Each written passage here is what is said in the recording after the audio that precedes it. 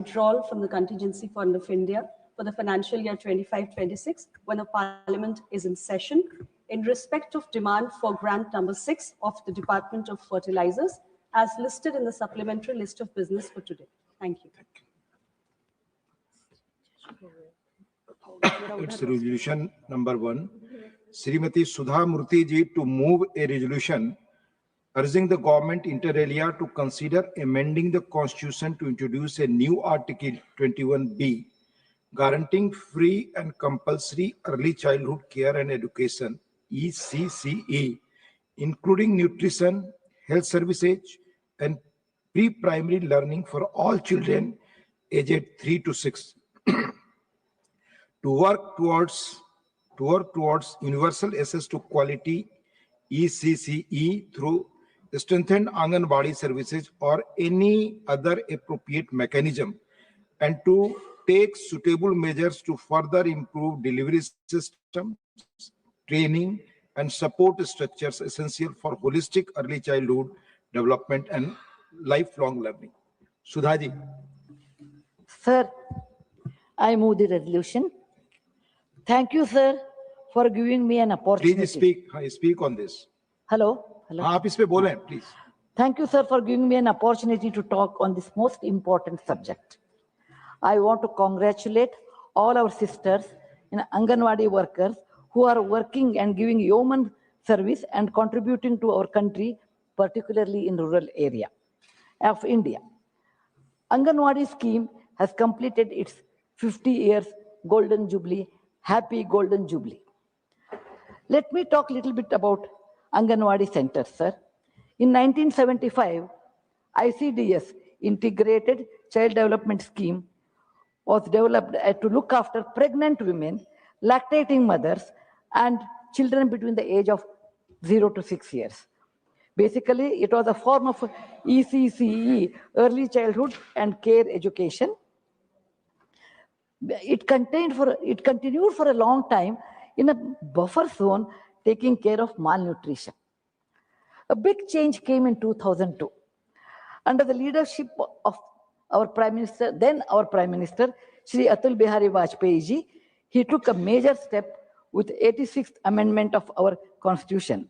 This led to all children born in our country having a fundamental right to free and compulsory education between the age group of 6 to 14. And also, Article 45 was amended and created a DPSP, Directive Principle of State Policy for ECCE. Sir, education is a magic wand. Whomsoever it touches, their life will change. Everything is possible with education. It makes a person's different destiny. It improves the society. It also contributes to the country's economy if you are educated. Nobel laureate Dr. James Hackman once said, if you give 1 rupee, invest it in the quality, early childhood education, it will lead 13 times more to the economy of the country. So data shows if you invest 1 rupee in the hard infrastructure, it also grows, it also improves the country's economy, but it is only 2.3 times. That only shows the importance of early education to our children. In 2018, our Prime Minister Shri Narendra Modi ji revamped and expanded ICDS to Poshan 1.0.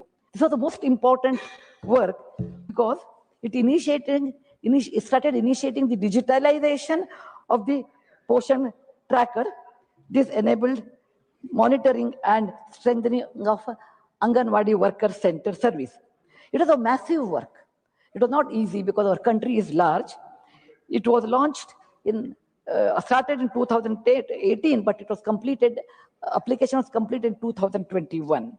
I want to congratulate the Ministry of Women and Children Department for their hard work, which has been a great success. In 2001, Poshan 1.0 was further revamped, and it was called Mission Saksham Anganwadi and Poshan 2.0 for integrated, holistic development of the child and nutrition. It has two divisions. One is Saksham Anganwadi, which gave more important to infra development, and Poshan 2.0 providing to take home rations to lactating mothers, pregnant women, and children between the age of 0 to 3. It also gave healthy snacks, healthy lunch. Doctors say, with their research, that it's very important first 1,000 days when a mother conceives and the child grows up, it comes to 2 years, 3 months. They are the crucial days where the mind and the body develops. And taking care of that, Government of India has done a fantastic work giving lactating mothers, pregnant mothers, this taking ration home. In 2023, Government of India came with a new campaign, PB, Poshan Bhi or Padai Bhi, which is a very beautiful line actually, which gives a uniform training to all Anganwadi workers all over India, and this scheme is valid for 2023 to 26. Until that, every state used to have their own scheme. Some people will hire an NGO, some people have their own way of tackling the problems. Now there's a steady, systematic Anganwadi worker training. In 2024, Ministry of Women and Child Development introduced two curriculums. One is Navachetana for 0 to 3 years. Other one is Adarsh Chila between 3 and 6 years. This curriculum provided Anganwadi workers to monitor the development of a child, organize preschool activities, and many more things. Sir, I want to give some analysis of the importance of ECCE. NEP 2020 notes that it is important that children receive good education between 3 to 8 years. During that period, children's cognitive, motor, socio-emotional skills will develop very well. NEP 2020 also tells that it is between up to age 6, your brain, 85% of your brain will develop. Sir, let us now look at some numbers. According to me, according to the statistics, in 2021 estimation, there are 16.1 crore children between the age of 0 to 6 years. That means it is 11% of our population. Sir, our portion portion tracker notes that there are 3.5 crore children, but between the age gap of 3 to 6 years attend Anganwadi centers. Additionally, there are 4 more crore children who are benefited by these schemes. There are a few well-off people in our country. Their children will go to private schools, and I'm not talking about that. I'm standing here on the behalf of all those remaining children here, sir. Where do they go? When it is a 16.1 crore and 3.5 crore plus 4 crore negligible well-off people who will go to school, where are the remaining children? Where will they go? They don't come to Anganwadi, then where will they go? Probably they may be rowing on the dusty roads in the rural area. Or they may be accompanying their parents in a dangerous working places like railway tracks, etc. Or they may be playing somewhere without any supervision. And I care for those children. I stand here, sir. As Anganwadi education is not compulsory, these children are always neglected because the method is, the rule is 6 to 14. So nobody bothers between 3 to 6. There are many reasons for that. Number one, parents are normally, these are the people who are not well off, who are working. They are not even aware of the importance of Anganwadi education between 3 to 6, where your brain develops, where you get nutritional food, where you have preschool activities. They are not even aware of it. Second one, they may not even have a time to think about it because they are so busy in making both ends meet for their livelihood. They say they don't even think. Number 3, anyway, they have an attitude. The child will go to school after 6 age for the standard one. Why worry about it? They are not aware by doing that. It is going to affect the children's future and their capacity. Result of this is very upsetting, sir. Let me take two examples. Let me take a girl A and a boy B. I always believe girls are smarter, so let me tell that one. Both of them are brought up in the same atmosphere in rural area where there's Anganwadi, and girl A or a girl will go to Anganwadi between 3 to 6. She will learn cognitive skills, motor skills, socio-economic skills. She will learn good hygiene habits. Everything happens to her. Her brain is also developed.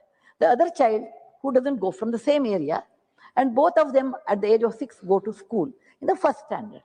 The girl A will have step by step, so she goes to the next step. The boy B is not able to go to step 1, he has to jump to step B. The child which comes to school without any preparation of any of these skills gets scared. These are the hurdles. The child sits at the back bench probably, worrying that what will I do, how will I talk, what the teacher will say. I don't know what is A-I-E or A-B-C-D, whatever language you have. Doesn't know how to count, doesn't have any other skill except that he has played last 3 to 6 years somewhere else. The child gets diffident. The child is worried. Child thinks about his self-esteem and self-worth. The child is scared. This is not for all children. There are many children who directly come to class 6. They also can overcome, but if the child has a great potential. But I'm talking about normal children. Then if the child has to improve, a teacher, a parent, or the child, or all three of them should consult, then it is possible to overcome this hurdle. Many a times it is not possible. So the child carries this of scared of learning, going to school, the joy of learning, the joy of going to school, because the fundamental is weak. When you build a building and your base is not good, the building will collapse. So the same thing will happen to the children who do not have a good base, and that is a mental base. So this dark mark will remain with the child even when he or she goes, other classes. The results are really difficult. The child will not enjoy his education. Sir, children are our future. They are rising sun. Their early education should benefit to their life.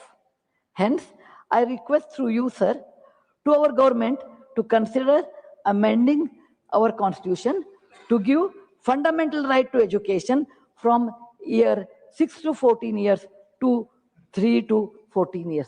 Just increase 3 more years, but fundamental years, not later years, so that children can stand up in life with a good base and good skill.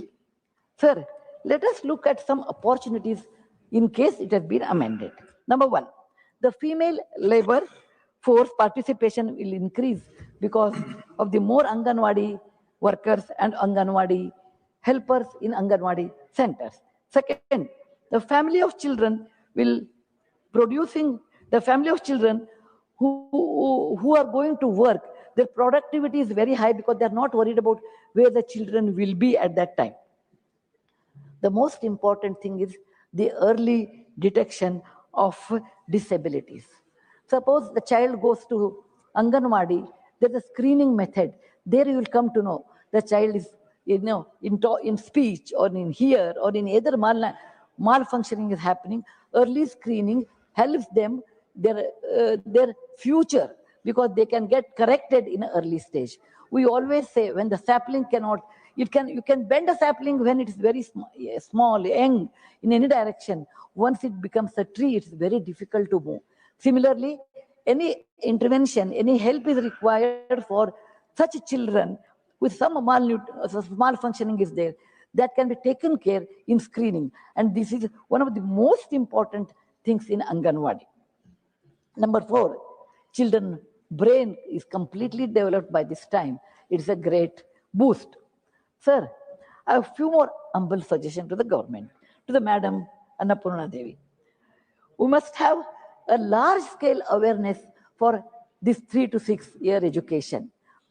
The beautiful campaign which caught my eye was Beti Bachao, Beti Padhao. Similar kind of a campaign is required for children between age 3 to 6 to go to Anganwadi.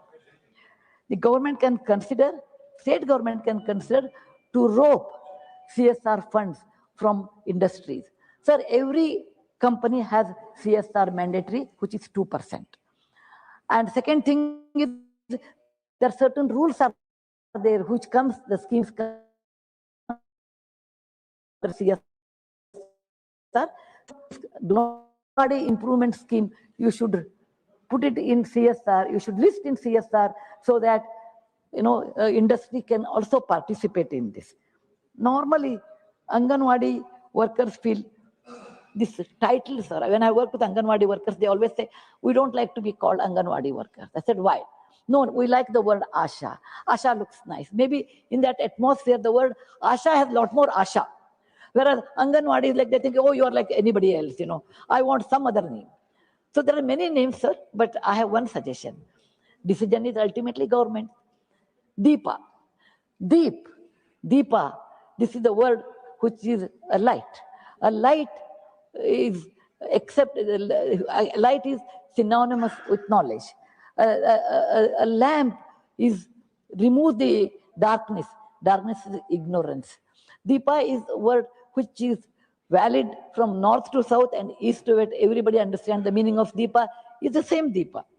So this gives them a kind of resilience, kind of enthusiasm to work. Because in village area, Asha is more important. They always feel Anganwadi is not. So this is a small psychological lift I want to give. Whenever Anganwadi center infrastructure is made, modified, I would request government to consider child-friendly. It should be made more child-friendly. Sir, I know it is not easy task.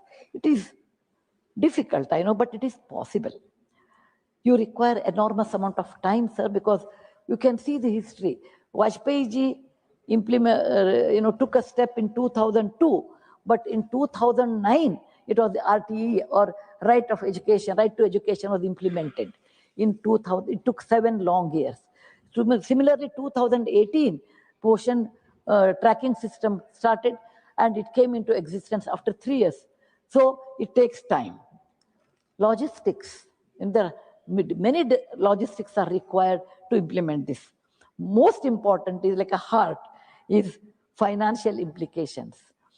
Though it is a lot of investment, and it has a lot of thinking on financial implications. 4, India is a large country with a large population. It is not like, what you implement in a smaller country, it is in 20 days, it's not possible in India 20 months, because it is a huge country with huge population. And wherever you want to implement different methodology, different things have to use in each state. But sir, we have to do this. I urge government to consider this. Sir, if we want to change the destiny of our children, our country, in our country, only we have to do. I will quote a shloka from Bhagavad Gita. It was asked to Krishna, who can help? Who is my good friend? Who is my bad? Who is my enemy? Krishna says, Atmahi Atmano Bandhur, Atmahi Ripu Atmana. You are your best friend. Who is my enemy? You are your own enemy. Suppose, sir, my country has to develop, we have to work.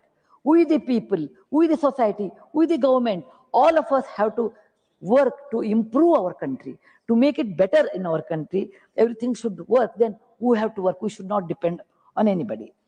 Sir, Sri Modi ji's vision is always Atmanirbhar Bharata. It is one of the fantastic methods, sir, because you are depend on yourself. Atmahi Atmano Bandhur, that means you, your friend. And if you don't do that, you are your enemy. Atmahi Ripu Atmanaha. It makes us self-sufficient, self-reliant, and it makes us confident people. And that's the reason I feel, with all difficulties, we the people, we the government, we the society, we the school, all should participate in this big movement of the age between 3 to 6, and making compulsory learning method or Anganwadi system. Sir, now I want to give some examples. For example, when the job is uphill task, walking on a hill, uphill is not easy, but it can be made flat. I'll give 3 examples. The first example I would like to give is Huinat Sung in 629 AD. He was a Chinese traveler, a bright Buddhist monk who wanted to come to India and go to Nalanda. His ultimate thing was Nalanda, a great Buddhist university at that time, and learn there, take the text, Chinese, Indian Buddhist text back to China. When he decided, everyone gave advice to him. Anyway, you know, in India, we are famous for giving free advice. He also must have got a lot of free advice there, saying that you can't go. It's a distant land. It's the western side. How will you go? The emperor of the Tang dynasty at that time was very fond of him. He said, you cannot go. How can you go to India? By foot, it is not possible. So he imprisoned him. But Huinat Sung escaped in the night. He walked Gobi Desert by foot, took the Silk route and came to Kannauj, then to Patna, and then to Nalanda. He learned there as a student first, and later he became a teacher. And he wrote a book known as CUK, Wandering in the West. For Chinese, we are Westerners. So he says, Wandering in the West, he talks so much about India, the life of Indians in 629 AD at Kannauj. And he describes Peshawar, he describes Patna, he describes Nalanda and many more places, including Sanchi. He describes all those things. And he took those books back to China. Today, if we want to know something about India at 629 AD, we have to refer a Chinese book, CUK, which gives all the detailing. Why did he do that, sir? It was not needed. He was a good Buddhist monk. He could have sat in a Xi'an, in a pagoda, and he could have led his life. He said, no, my passion is to go and earn knowledge. My passion is to go uphill work, make it flat, and achieve it. To get this knowledge, I have to work hard. I should have patience. I should undergo all difficulties, but then only I can get it, but only I can do this. I don't care about anything, but I care for the knowledge. So it is possible in life, whichever they look uphill task over a period of time, with patience, with perseverance, with passion, we can achieve. Sir, if we decide to do this 3 to 6 year compulsory, it is to some extent uphill task, but we can do with patience of time. We can do this with perseverance of following up with the people, with the society, and we should have passion for that. Otherwise, it is not possible. Any amount of money you may have, but if you do not have these 3 P's, it is not possible to achieve at all. Secondary example I want to give, however funny, but I just, because it's my own experience, I thought I should share to this august house. I'm a small person. Compared to Huinat Singh and all, I'm not a great person. Sir, in the year 1974, when I did my engineering, there were hardly few lady engineers in India. And I saw an advertisement where House of Tatas wrote, lady engineers need not apply. Because the work was in Jamshedpur as well as in Pune and many places. And as a young girl, I wrote a postcard to J.R.D. Tata, who was the head of Tata Industry.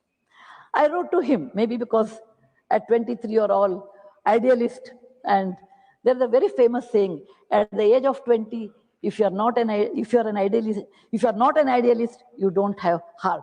You continue to be, you don't have brain. It's for fun. So I wrote a letter to J.R.D. Tata asking this simple question on a postcard. I said, sir, if any country has to progress, if any society has to progress, then men and women should participate. Women are 50% of the population. And if you say, even though they are technically qualified, and if you say lady students need not apply, that means you are not opening a door for a technical person in your company. Sir, that is not fair, because if half the population is not allowed to work, then country will not progress. So there is nothing great about me writing, because I I did not know anything in politics, nor I have any other equipment to reach JRE. It's only a postcard. I was well equipped with education, and education was my weapon. Education was also my asset. The greatness was JRE, sir, not me. He read that letter. He said, yes, what this young girl has asked has a valid point. If the society has to change, we have to allow many things to do. And one of them is allow women to work in a factory. He must have faced, because Sir JRD is not here now, he must have faced many things. His colleagues saying it's not correct, where the girl will stay, where the ladies' toilet will be there. But he said, if you want to start anything new, we have to start at any cost. The rest is history. I joined House of Tata. And it is nothing great about me, sir. It is great about that leader whose vision was so great, who had a beautiful blue eyes, which I remember, the vastness of the sky, the depth of the ocean. He understood not a postcard, the content of the postcard, the meaning of that. If we do not work, allow the opportunity for remaining people to succeed in life, it is not correct in a society. Similarly, I feel, sir, if we do not train our children between the age of 3 and 6, if they don't become good citizens, they may become good citizens, but they may not be well equipped with knowledge. The error lies with us. Error lies with us. I will give one more example, sir. Being a history teacher's daughter and a granddaughter, I'm prone to history. In 1969, Neil Armstrong went to moon and placed his first foot on the moon. He gave a very famous statement. It may be a single step on the moon, but it's a big leap for the mankind. This generation people may not know. At least 1969, I have heard there was no TV. I've heard every conversation, so I remember it. Sir, it's the same way, like what Huan Tsang talked about 10,000 Li journey. Li is a Chinese measurement in those days of the distance.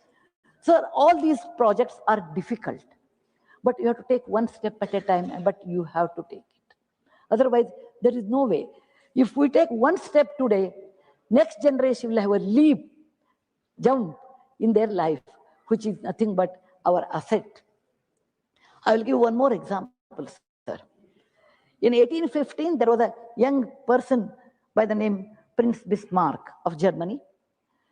His early childhood educator was his mother. Maybe 0 to 3 or 3 to 6, what she taught him. Beta, you should do the following things. She told him, keep personal hygiene very good, respect time, keep house clean, go for detailing,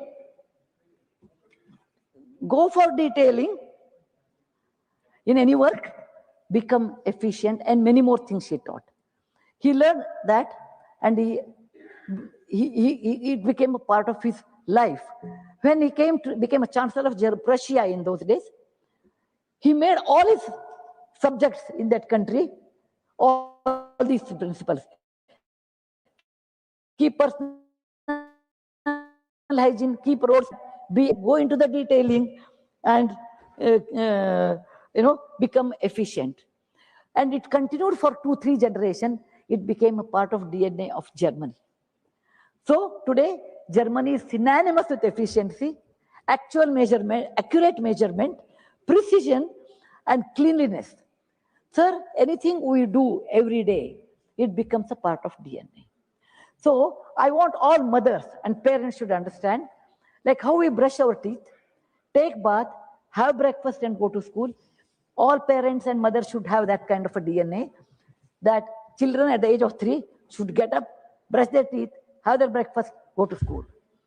This should be automatic, autonomous, automatically it should happen. Reflection should be immediate reflection.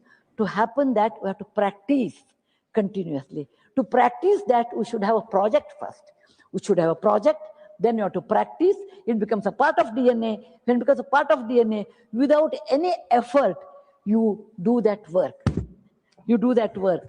And this should become a DNA in Indian culture. To have that, sir, we should have this project.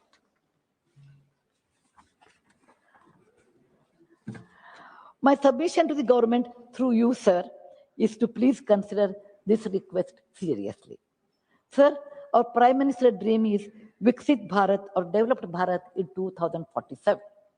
To realize his dream, there are many paths. This is one of the paths I consider. Well-developed nation is always with well-developed people. One such path is ECCE, that is Early Childhood Care and Education. If we implement it now, those children who receive these Anganwadi services will there inherit Viksit Bharat dream in 2047 as confident, self-reliant, healthy citizens. Sir, Rome was not built in a day. Independence was not given in a day. Many leaders, many years, sacrificed their lives, their personal life, struggled, and at the end we got independence. So these projects are not immediately, in a day it is done. We require time, but we have to do this one. We should only realize our dream when, and our children will appreciate our effort once we have 3 to 6 or 3 to 14 years of education, compulsory, all over India, free education, which should become a birthright. It is possible under PM Modi ji's leadership, sir. I'm confident about it. Next generation people will remember him, owe to him that he changed their life. How Mr. Vajpayee changed, made a change, in 2002, the RTE, that 6 to 14, I think our Modi ji will do 3 to 14. Sir, I would like to conclude. Being a teacher for many years, until the next bell rings, I may go on talking. I do not want to do that today. I want to take a quote from Gita, which Krishna says about Atma. But I will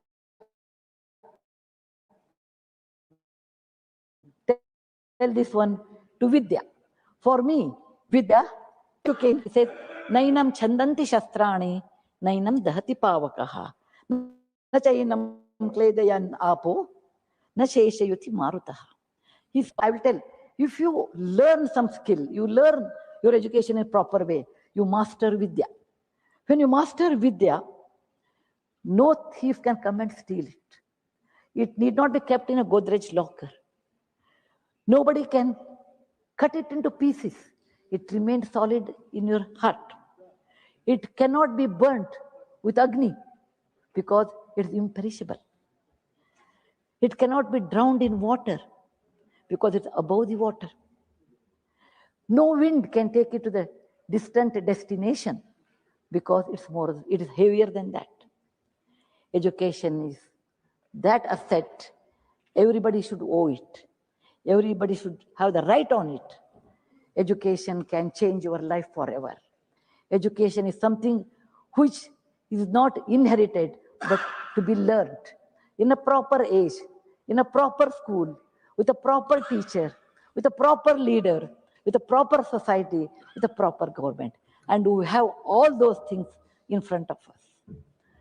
I'm really grateful, sir, for your opportunity you have given to me to talk such a long time.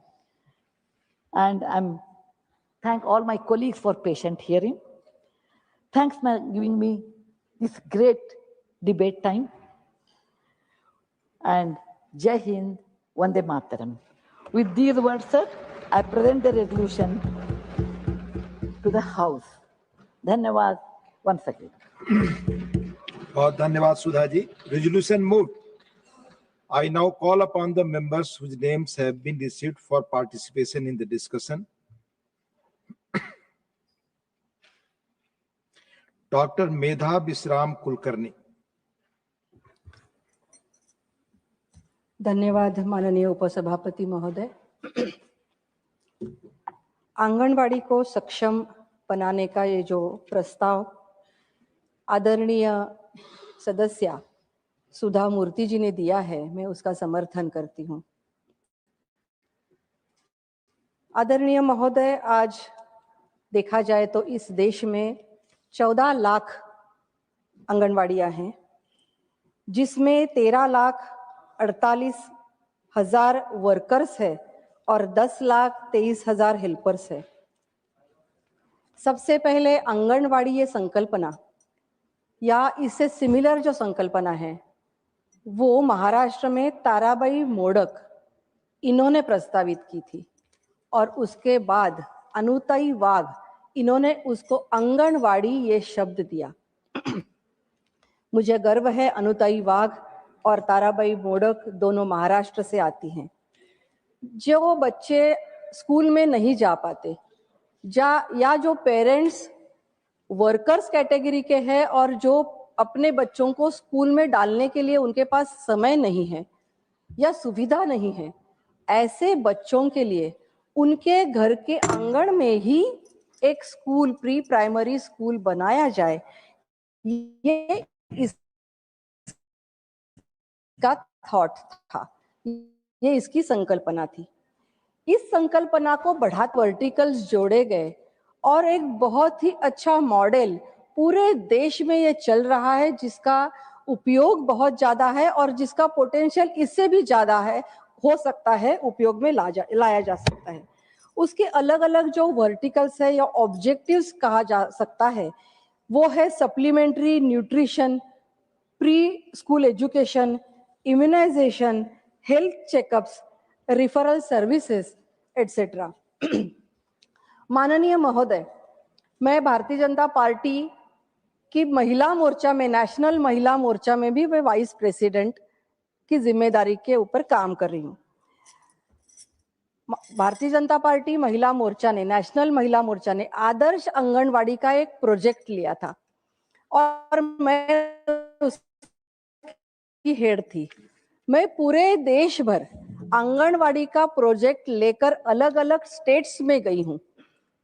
आपके नागालैंड में आई थी, महाराष्ट्र में तो अलग अलग आंगनवाड़ियों को भेंट दिया ही था, आंध्र प्रदेश गई थी, गुजरात, मध्य प्रदेश, बिहार, इतना ही नहीं, वेस्ट बंगाल, कश्मीर के पाकिस्तान के बॉर्डर तक, कुपवाड़ा, मच्छल डुड्डी, वहां तक मैं आंगनवाड़ी का प्रोजेक्ट कैसा चल रहा है, काम कैसा चल रहा है, ये करने के लिए गई थी।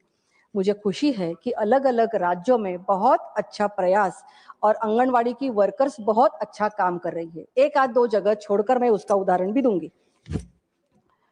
आंगनवाड़ी का काम दो तरीके का होता है।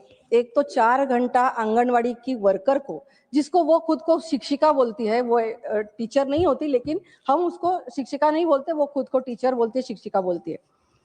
तो आंगनवाड़ी की जो वर्कर होती है वो 4 घंटे, हेल्पर और वो वर्कर 4 घंटे उनको प्री स्कूल में बच्चों को पढ़ाना पड़ता है और उसके बाद 2 घंटे फील्ड वर्क का काम है उनको। ये जो 7-8 घंटे का काम होता है उसके एक्सटेंड भी हो जाता है। 250 घरों के पीछे एक आंगनवाड़ी सुनिश्चित की गई है। मतलब जैसे कि हमारी बूथ यंत्रणा रहती है, वैसे उस तरीके से कि 250 घरों के पीछे एक आंगनवाड़ी है और आंगनवाड़ी की टीचर या उसको वर्कर कहा जाता है, वो वर्कर फील्ड में जाके जरूरत क्या क्या है उस फील्ड के हर घर की जानकारी रखती है। शासन सरकार की जो योजना है उसका लाभ हर घर को देती है।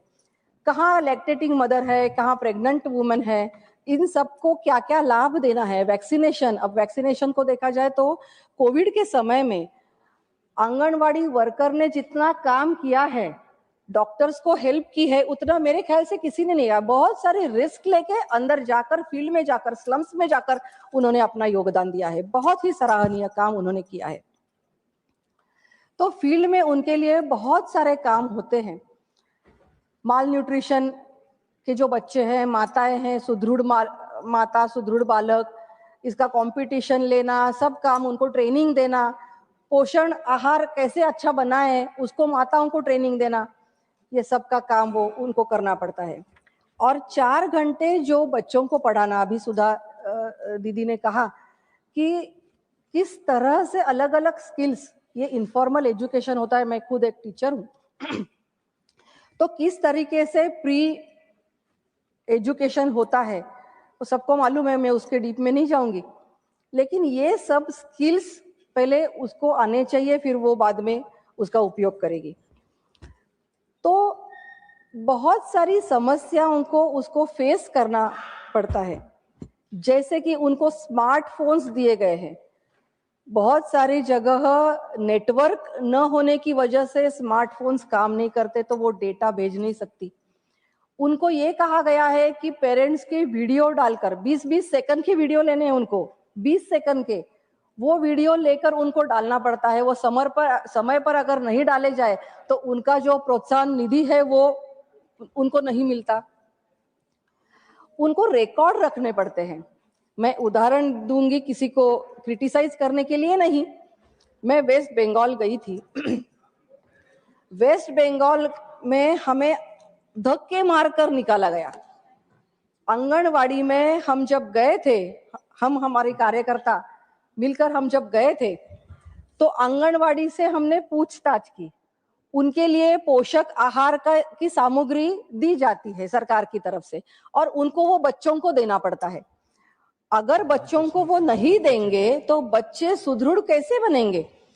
आंगनवाड़ी के महिलाओं को एक रिकॉर्ड रखना पड़ता है, रेड लाइन, येलो लाइन और ग्रीन लाइन। बच्चे अगर अंडरवेट है तो उनको वो रेड लाइन में चले जाते हैं, और उनको 1, 2, 3 महीने में अलग अलग तरीका इस्तेमाल करके सप्लीमेंट्री न्यूट्रिशन देके उनको अपग्रेड करना पड़ता है, और वो रिकॉर्ड उनको रखना पड़ता है। हमने वहां रिकॉर्ड की मांग की। जस्ट हम पूछताछ के कुछ चंद हमने सवाल पूछे, उनसे प्रश्न पूछे, तो उन्होंने हमें कहा कि ये आप क्यों पूछना चाहती है?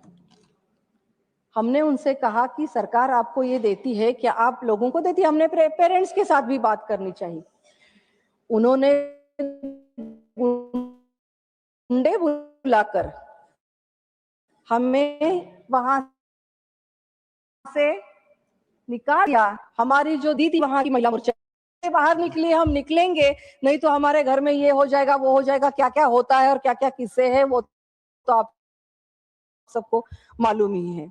एक छोटा इंक्वायरी करने के बाद उनको इतना गुस्सा आया। मतलब कुछ जगह उसमें मॉनिटरिंग बहुत ज्यादा जरूरत है। अच्छा, इसका उदाहरण मैं माननीय महोदय, आपके जरिए मंत्री महोदय को देना चाहती हूँ। जैसे कि हमारी पुणे सिटी है, अर्बन एरियाज में आंगनवाड़ी का स्कूल चलाने के लिए जो क्लासरूम लगता है, उसके लिए 3000, आप इमेजिन नहीं कर पाओगे, 3000 का अनुदान मिलता है, रेंट। तो 3000 में कोई अच्छा क्लासरूम तो आएगा नहीं। सुविधा अच्छी होने के लिए ज्यादा पैसा खर्च करना पड़ता है, और उतनी सैलरी आंगनवाड़ी की शिक्षिका की होती नहीं है, ये जो कुछ के जेब से खर्च करे। तो प्रॉब्लम यह है कि रूरल एरियाज में 1500 और अर्बन एरियाज में 3000 मैक्सिमम रेंट इनको मिलता है। तो अगर टॉयलेट्स, पेंट्री, बाकी सब सुविधा, ऐसी क्लासरूम्स अगर उनको चाहिए तो उनके लिए ज्यादा रेंट देने की आवश्यकता मुझे महसूस हुई। हमें सबको मालूम है कि प्री प्राइमरी स्कूल्स की ताकत कितनी ज्यादा है। 0 से 3 आयु के बच्चे और से 6 आयु साल के ला सकते हैं, क्योंकि 0 to 6 years बच्चों का ग्रोथ रेट बहुत ज्यादा होता है। लेकिन अगर ये बैंडविड्थ जो है वो हमने अगर मिस कर दी तो आने वाली अगली उनकी शिक्षा जो है उस पर उसका परिणाम अच्छा नहीं होगा। और इस पर अगर हमें फोकस करना है तो आंगनवाड़ी सक्षम करने की, आंगनवाड़ी अच्छी होने की, आंगनवाड़ी में सुविधाओं की पूरी तैयारी होने की बहुत आवश्यकता है। और 3000 के प्रति माह रेंट में ये हो नहीं सकेगा। आंगनवाड़ी एक ग्रास रूट से जुड़ा हुआ ऐसा प्रकल्प है। उनके ऊपर बहुत ज्यादा जिम्मेदारी होने के बावजूद उनको जो मानधन मिलता है वो मेरे ख्याल से बहुत, कई राज्यों में अच्छा है, कई राज्यों में बहुत कम है। तो राज्यों का अपना कंट्रीब्यूशन उनको बढ़ाना पड़ेगा। क्योंकि वहाँ के लोकल रेसिडेंट्स के लिए आंगनवाड़ी की सुविधा है। तो मुझे लगता है कि सेंट्रल गवर्नमेंट ने उनको इंस्ट्रक्शन देनी चाहिए। सेंट्रल गवर्नमेंट का एक कंट्रीब्यूशन होता है और राज्यों का भी कंट्रीब्यूशन होता है, लेकिन कई राज्यों में ये कंट्रीब्यूशन बहुत ही कम है। तो मिनिमम सैलरी कितनी होनी चाहिए उसका कुछ आंकड़ा तय किया जाए और उसके ऊपर काम किया जाए। आंगनवाड़ी की सेविका जहाँ रहती है वहां से निकलकर उसको वहां आंगनवाड़ी तक पहुंचने के लिए बहुत ज्यादा समय भी जाता है, बहुत ज्यादा उनका खर्चा भी होता है। तो 10,000, 11,000, 13,000 की सैलरी में अलग अलग जगह अलग अलग सैलरी है, कई जगह अच्छी सैलरी है 20,000 वगैरह हो सकती है। तो मेरे ख्याल से अच्छी सैलरी उनको मिलनी चाहिए। उनको ज्यादा जिम्मेदारियां हम और भी ज्यादा दे सकते हैं, क्योंकि वो 250 घरों में रोज जाती है, तो उसको अलग अलग और भी जिम्मेदारियां हम दे सकते हैं। जैसे कि मातृ वंदना योजना उनके इसमें है ही, जिम्मेदारी के इसमें है, कक्षा में है। उसके अलावा वैक्सीनेशन है और भी है, और भी ज्यादा जिम्मेदारियां उनको हम दे सकते हैं और ज्यादा सैलरी भी हम दे सकते हैं। क्या ऐसा मॉडल हम ला सकते हैं? इस पर विचार करना चाहिए। पुणे जैसे एरिया में एक प्रयास किया जा रहा है कि पुणे म्युनिसिपल कॉर्पोरेशंस के जो स्कूल्स है, स्कूल में इंफ्रास्ट्रक्चर अच्छा होता है, उससे आंगनवाड़ी को जोड़ा जाए। तो इस प्रयास का भी बाकी जगह अनुकरण हो सकता है। तो अच्छा इंफ्रास्ट्रक्चर वाला क्लासरूम हर आंगन जेड के स्कूल है, म्युनिसिपल कॉर्पोरेशंस के, नगर पालिका के स्कूल्स है, तो इनके साथ आंगनवाड़ी को जोड़ा जा सकता है। मुझे मालूम है कि आंगनवाड़ी महिला बाल विकास के अंतर्गत आती है। Members, I will request please, आवाज आती है प्लीज। यस। और ये एजुकेशन से संबंधित सब्जेक्ट है, लेकिन दोनों सब्जेक्ट जोड़कर, क्योंकि ये आंगनवाड़ी जो है वो प्री एजुकेशन के लिए काम करती है और न्यू एजुकेशन पॉलिसी में आंगनवाड़ी को बहुत last sentence new education policy में प्री प्राइमरी एजुकेशन को प्राइमरी एजुकेशन से जोड़ा गया है। तो इसलिए ये दोनों डिपार्टमेंट्स जोड़कर कुछ ऐसा मॉडल सामने ला सकते हैं जिससे आंगनवाड़ी सुदृढ़ हो और प्री प्राइमरी एजुकेशन और बाकी योजनाओं का ही लाभ हो। हमारे आदरणीय प्रधानमंत्री जी महिलाओं के लिए और बच्चों के लिए, बालकों के लिए, उनकी शिक्षा के लिए, उनकी सुदृढ़ता के लिए बहुत अच्छे उपाय कर रहे हैं। आंगनवाड़ी को सक्षम करके हम इस प्रयास में और भी ज्यादा इफेक्टिव उसको बना सकते हैं।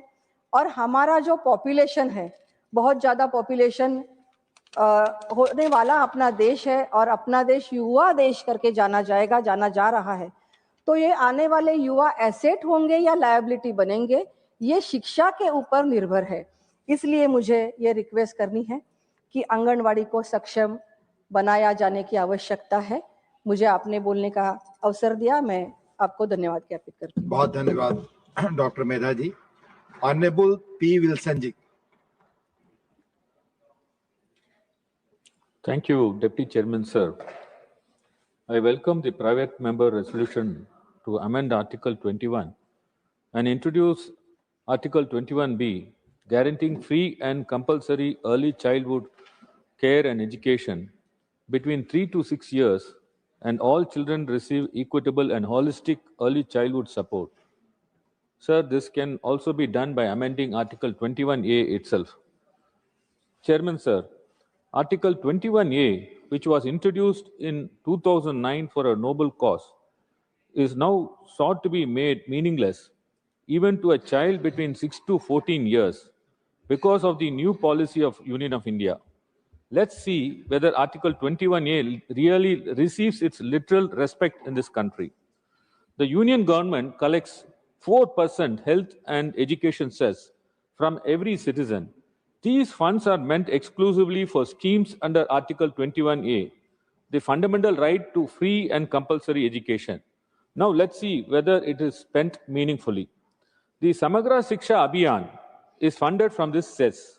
It is not charity, it is not discretion, it is a constitutional obligation.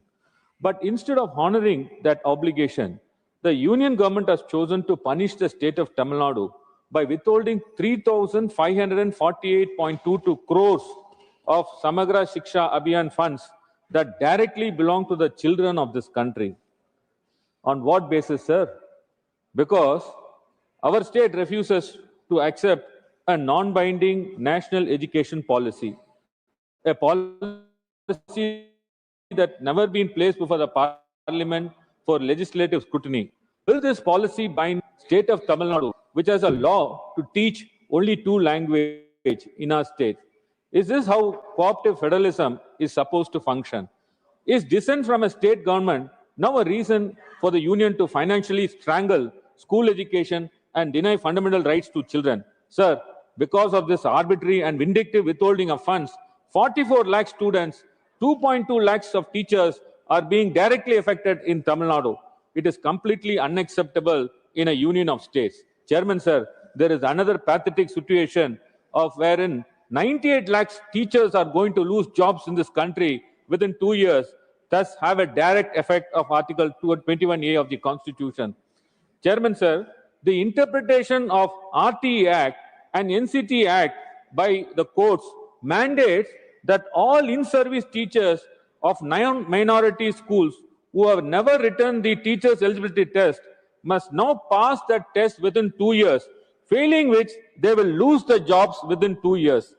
The right of children to free and compulsory education of 2009 Act, shortly called as RT Act, is applied retrospectively to all teachers in this country to qualify teachers' eligibility test. Even teachers with less than 5 years of service remaining have been stripped of the promotion if they don't qualify in TET. Such alteration of service condition and disruption of the legitimate expectation of promotion after appointment certainly violates their rights. Sir, in Tamil Nadu alone, 4 lakhs teachers will be losing their jobs. Across India, 98 lakhs teachers are going to be affected and will be losing the jobs. Therefore, Article 21A is under great threats and schools will have no experienced teachers after 2 years. These teachers who are going to lose their jobs were fully qualified, legitimately recruited, and professionally competent under the statute rules that existed at the time of appointment. They began their service long before the teacher's eligibility test was introduced in 2009.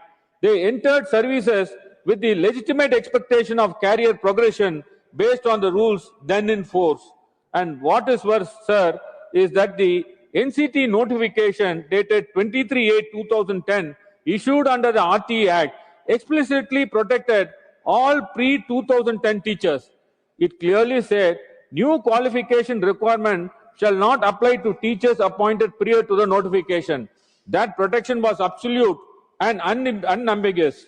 But later, insertion of Section 12A in the NCT Act in 2012 and provisos in RTE Act 2009 created a direct contradiction, and this made the courts to interpret the law in a matter that one has to necessarily qualify in the teacher's eligibility test.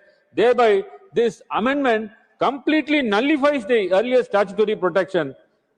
Chairman, the result is teachers who have been teaching for 15 years, 20 years, and even 25 years also. are suddenly told. Yes, I'm coming to that. Coming to resolution. Yes, I'm coming to that. Please come. Yes, I'm coming to that only. Are told suddenly subject, and that you know they have to also. leave the services. I'm coming to that subject only. You have to speak in for Yes. or against the. Yes, Chairman, I'm coming to that. To come on that, 21A please, becomes resolution. meaningless. Please. Yes. No state, no matter how efficient, can replace lakhs of serving teachers within 2 years. No education system can withstand such an overnight shock without collapsing, and no teacher should be humiliated after decades of service by being forced to take a new eligibility test that never existed Wilson, when they were appointed. Please Yes, speak on I the come to resolution. that. No, Chairman, to sir. that. You have spoken Chairman, enough. sir, I'm come coming to to that. that. Chairman, sir, I'm- 21A has become meaningless. Let Sir, us talk about 21A Yes, later. yes, you please move a Yes. Yeah, that parliamentary resolution procedure for I've the already discussion on addressed. that. Yes, fundamental. Chairman, sir, the Chief Minister of Tamil Nadu has already written to our Honorable Please, Prime Minister I'll on just 25/11. come on the I'm subject. coming to that. I'm coming to that. आप इस पर बहस चाहते हैं तो Chairman, I'm अलग से coming to that, आप- Chairman. I'm coming to that. Chairman को notice Chairman, दीजिए, I'm you can coming to discuss. that. I'm coming Please. to that. I'm coming to that. Please. the Chief Minister of Tamil Nadu has already written to the Honorable Prime Sir, it Minister will on not go on record 25/11. anymore. I'm Yes. just warning you, sir. Please. Yes, through please you, confine to the I subject. urge the union to give us 3,548.22 Please crores confine to the subject. and also protect the Confine services to of the the subject. teachers. I'll move Now, and call another speaker. so far I'll call as the another speaker. resolution is Please. concerned, Chairman says, so far Please. as the resolution Yes. is concerned, the You are right to supposed to free talk and on compulsory resolution only. education, Chairman sir, Please. education cannot stop with 3 to 6 years students, age students. It has to be seen from 6 to 12 years, because 21A is a valuable right, Chairman sir. This RT Act was brought in 2009 to see that all children in India gets the education, and that is why this 21A was brought in. What I wanted to point out is that 21A is become meaningless today because of the attitude of the union government. No doubt, So you we move on- have move to on now appreciate. on this. No doubt, we have to appreciate Yes, she is yes. bringing that new amendment, and the constitution has to be amended accordingly. But if you see, this compulsory education cannot be confined to elementary levels alone. It must be progressively extended to cover all students up to class 12, ensuring continuity, equity, and universal access to quality schooling. Expanding this constitutional guarantee is essential not only for strengthening our human capital, but also for upholding the spirit of social justice and preparing the next generation to meet the challenges of a modern knowledge economy. I conclude. I therefore urge the union government to act decisively and initiate the process of including Article 21A and 21B to make free education up to 12th standard as a constitutional right. Thank you, Chairman, sir. Thank you. Susri Swati Maliwal ji. Thank you, Chairman, sir.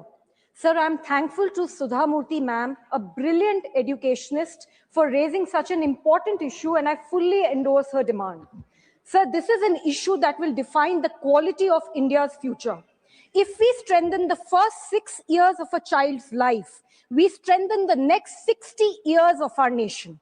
So research shows that 85% of the brain is developed until the age of 6 years.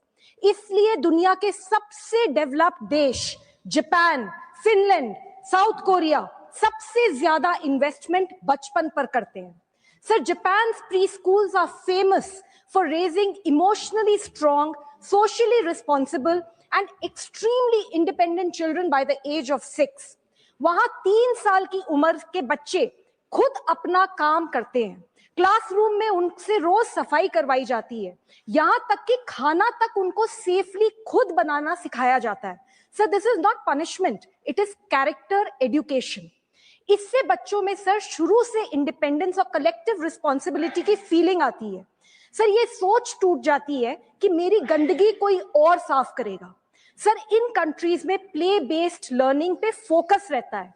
This builds curiosity, emotional health and love for learning. Sir, वहां teacher का role कोई boss की तरह नहीं होता, बल्कि guide और दोस्त की तरह होता है. सर, आज इंडिया के पास वर्ल्ड का लार्जेस्ट अर्ली एजुकेशन सिस्टम है, पर quality gap is huge. Sir, हमारे देश में 13.9 लाख आंगनवाड़ी सेंटर्स हैं. ये नंबर बहुत बड़ा है, पर 50% आंगनवाड़ी की अपनी building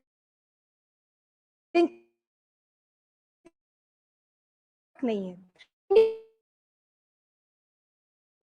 10 centre and centres single worker model पे चल रहे हैं. एक ही दीदी है, वही दीदी टीचिंग भी करती है, रिकॉर्ड कीपिंग भी करती है, कुकिंग भी करती है, सब करती हैं.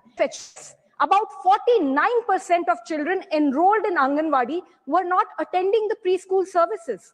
Sir, इसी वजह से आज प्राइवेट प्ले स्कूल्स हर गली, हर मोहल्ले, हर कॉलोनी में खुल गए. सर, उनका मार्केट 25,000 करोड़ रुपए क्रॉस कर चुका है. सर, फीस 30,000 से 2 लाख रुपए तक है. मिडिल क्लास तो जैसे तैसे करके अपने बच्चों को प्राइवेट स्कूल्स में पढ़ा रहे हैं, पर भारत का गरीब प्राइवेट प्ले स्कूल अफोर्ड ही नहीं कर सकता. वो आंगनवाड़ी पर ही डिपेंडेंट है. सर, इसीलिए आंगनवाड़ी का सुधार ऑप्शनल नहीं है, it is an imperative thing for the nation. Sir, हमारे करिकुलम की भी ओवरहॉलिंग की बहुत ज्यादा आवश्यकता है. सर, हम आज भी कॉलोनियल माइंडसेट वाला करिकुलम चला रहे हैं। हम अभी भी ब्रिटिश एरा का रेक्टाफिकेशन और क्लेरिकल स्टाइल सिलेबस पढ़ाते हैं। सर, वो जमाना अलग था। उन्हें स्लेव्स चाहिए थे, हमें क्रिएटर्स चाहिए। उनको एम्प्लॉयज चाहिए थे, हमें एम्प्लॉयमेंट जनरेटर्स चाहिए। New India can not run on old education models. Leadership, communication, creativity, problem solving, sir ये सब क्वालिटीज बचपन से डेवलप होती हैं, 12वीं कक्षा के बाद नहीं। Also sir, future is in skills. Skills must start early. आज के बच्चे सर उन जॉब्स के लिए पढ़ रहे हैं जो शायद अब एग्जिस्ट भी नहीं करते, इसलिए उन्हें मॉडर्न स्किल्स चाहिए, which can be anything from AI tools to photography. Sir, किसी शायर ने कहा है, लिख लिख के पढ़ा, हथेली पे अल्फा बीटा गामा का छाला। कॉन्सेंट्रेटेड H2SO4 ने पूरा बचपन जला डाला। Sir, high time we move from rote-based learning to creative and fun methods and make our children future-ready and emotionally intelligent. Further, sir, as a country, our focus on fitness, nutrition, sports, mental health is extremely minimal. Sports must become a national movement, and that does not include simply watching cricket. हमारे schools में sir sports को free time की तरह treat किया जाता है, पर sir sports discipline है, टीम वर्क सिखाता है, कॉन्फिडेंस बढ़ाता है, हेल्दी बनाता है, और सबसे इंपॉर्टेंट, स्पोर्ट्स बच्चों को सर नशे से दूर करता है। सर, हमारे बच्चों को एक्सप्लोर करने के मौके देने होंगे। जरूरी नहीं है कि जो पढ़ाई में अव्वल है वही सक्सेसफुल है। हर बच्चा एक शाइनिंग टैलेंट लेकर आता है, कोई कैमरा में, कोई कंप्यूटर में, कोई स्पोर्ट्स में, कोई म्यूजिक में। एजुकेशन का काम है सर टैलेंट डिस्कवर करना, ना कि सबको एक फिक्स्ड टेम्पलेट में डालना।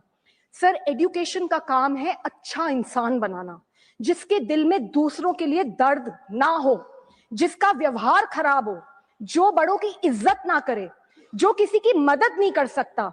सर, वो लिटरेट जरूर हो सकता है लेकिन एजुकेटेड नहीं हो सकता।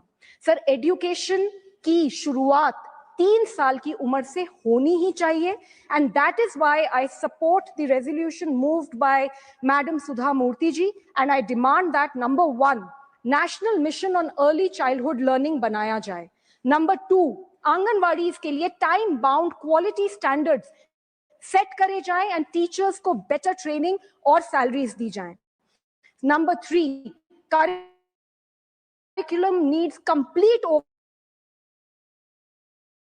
overhauling and rote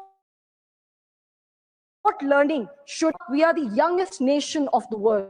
अगर हम फाउंड करेंगे तो हमारा future automatically. Thank you. Doctor Sasmit Patra ji. Honorable Chairman, sir, Deputy Chairman, sir, thank you for the time. And I'll seek your indulgence for 1 or 2 minutes extra today, being a private member's resolution.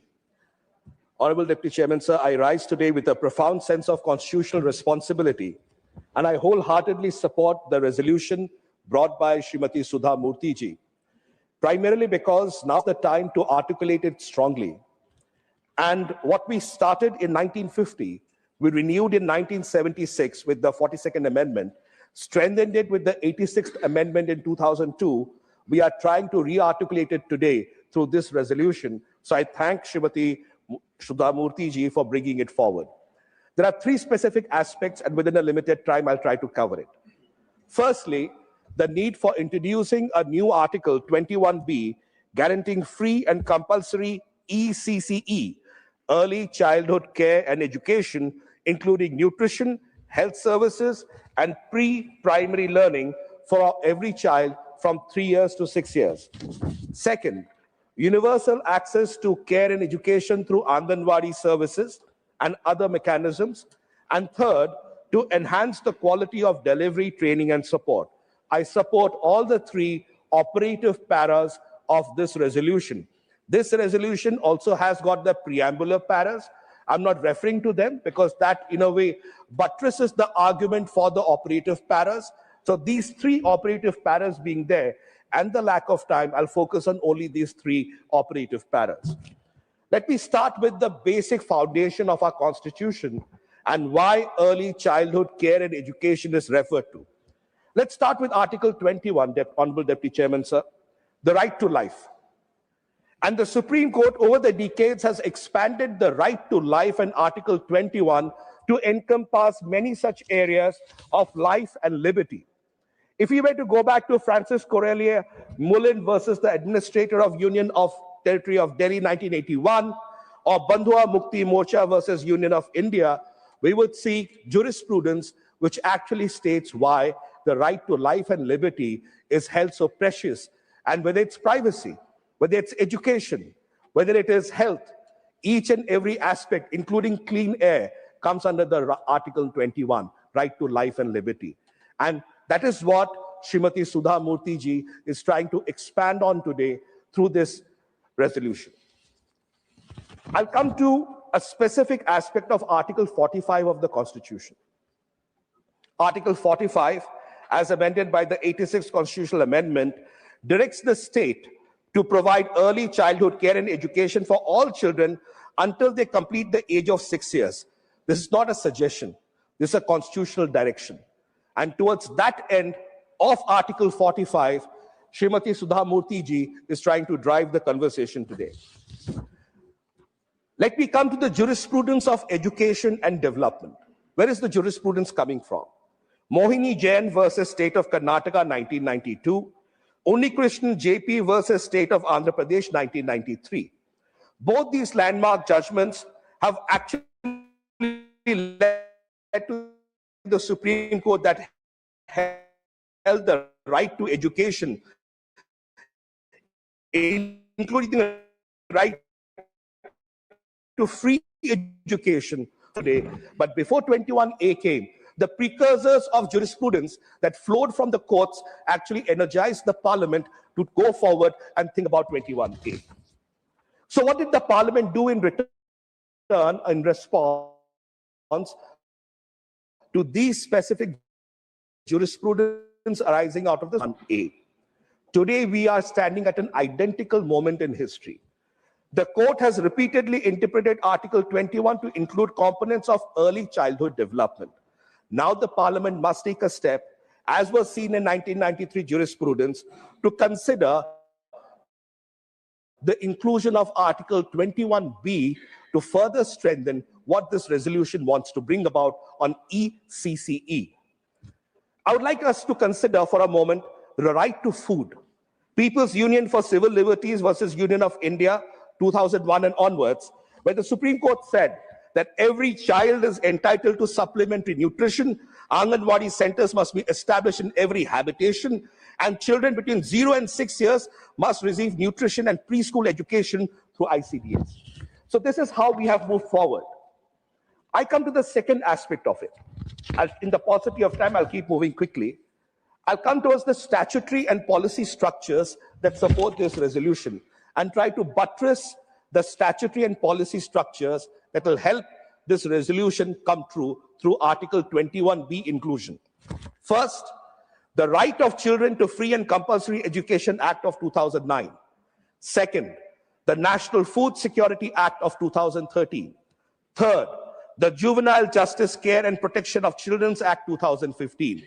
If we were to look at all of these three, along with the National Education Policy of 2020, we would realize whether it's food, it's education, it's primary health care, children's development, all of them have already been taken care of through several laws and jurisprudence over the last 50, 70 years of our democracy. And that is why the idea of 21A came forward. Another 2 minutes, Please have. So the national education, I come to now to the NEP. The National Education Policy of 2020 declares early childhood care and education to be a national priority. This is what the resolution is also about, to use ECCE as the national priority and commits the country to achieving universal ECCE by 2030. So we have created a target for ourselves. And if this resolution passes through Article 21B, then that will further give us energy to go forward. I come to the National Curriculum Framework for the Foundational Stage 2022, which is part of the policy as well. It provides a pedagogical roadmap about how we have to go forward for the children from the ages of 3 to 8. It's not that we do not have frameworks. We have them, but we have to energize them. I will not talk of the international obligations. I understand the time is over. Convention on the Rights of Children of 1989, Sustainable Development Goals, etc., etc. I'll come to the last 3 operative points. 1, the constitutional right to Article 21B. 2, universal access to strengthen Anganwadi. And 3, the supportive system. The last 30 seconds. Let us adopt this resolution with conviction. Let us make Article 21B a reality. Let us strengthen the Anganwadi system and all mechanisms of early care. Let us equip our educators and caregivers with skills, dignity, and resources they deserve.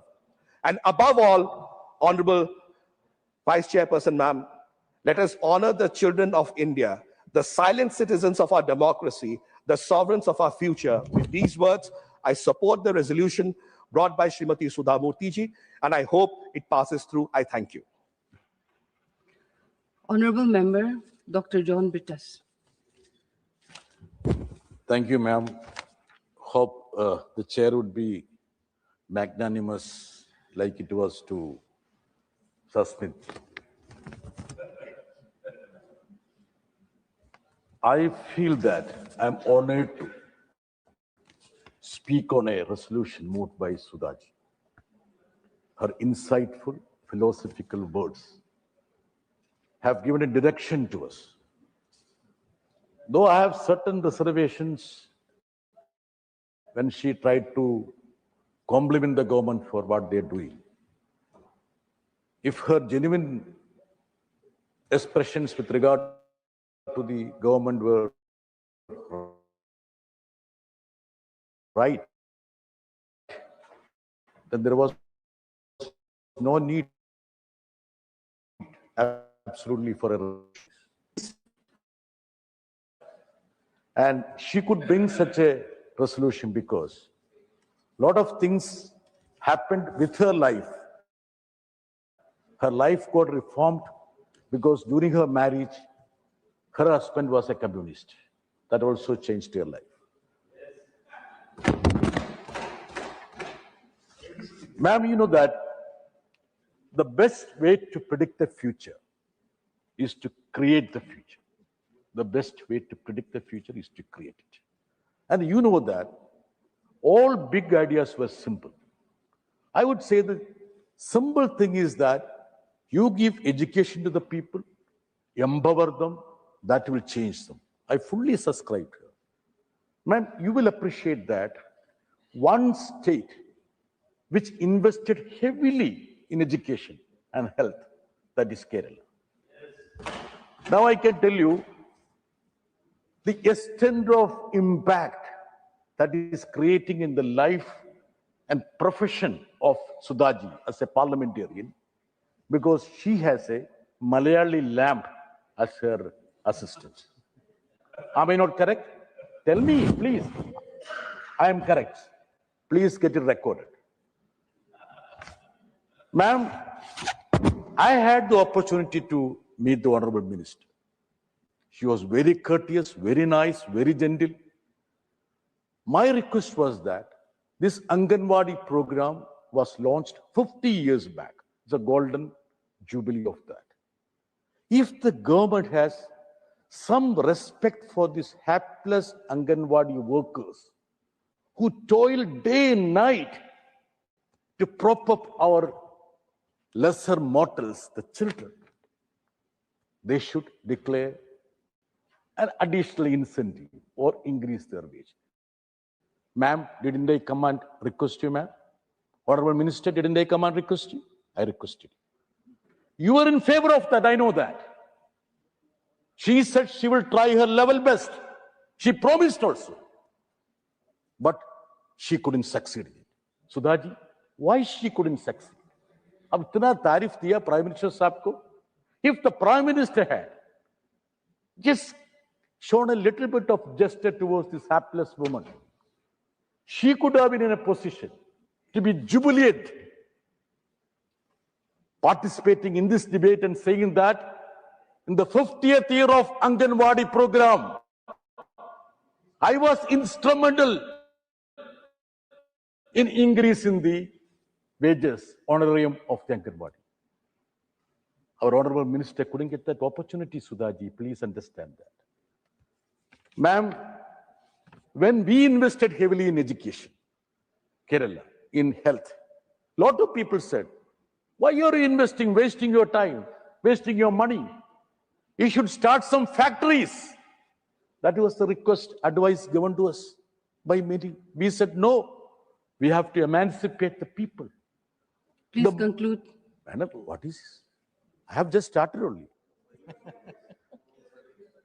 Now, you gave some 5 minutes extra, and if you want me to speak, I will speak. If you want me to sit down, I will sit.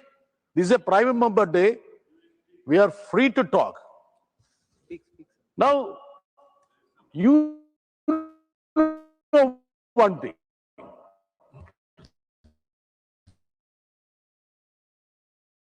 This Anganwadi is sufficient. But do you know what is the contribution of central government? 4,500.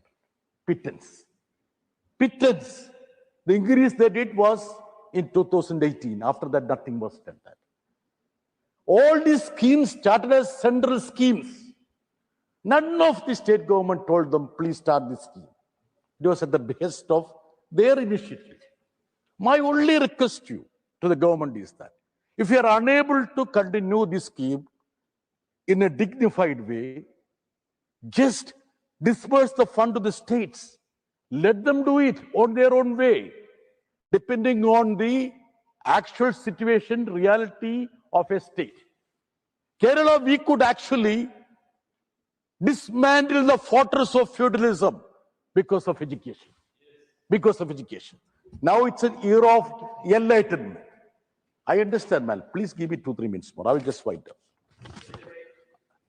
Ma'am, Sudhaji was quoting profusely the Gita.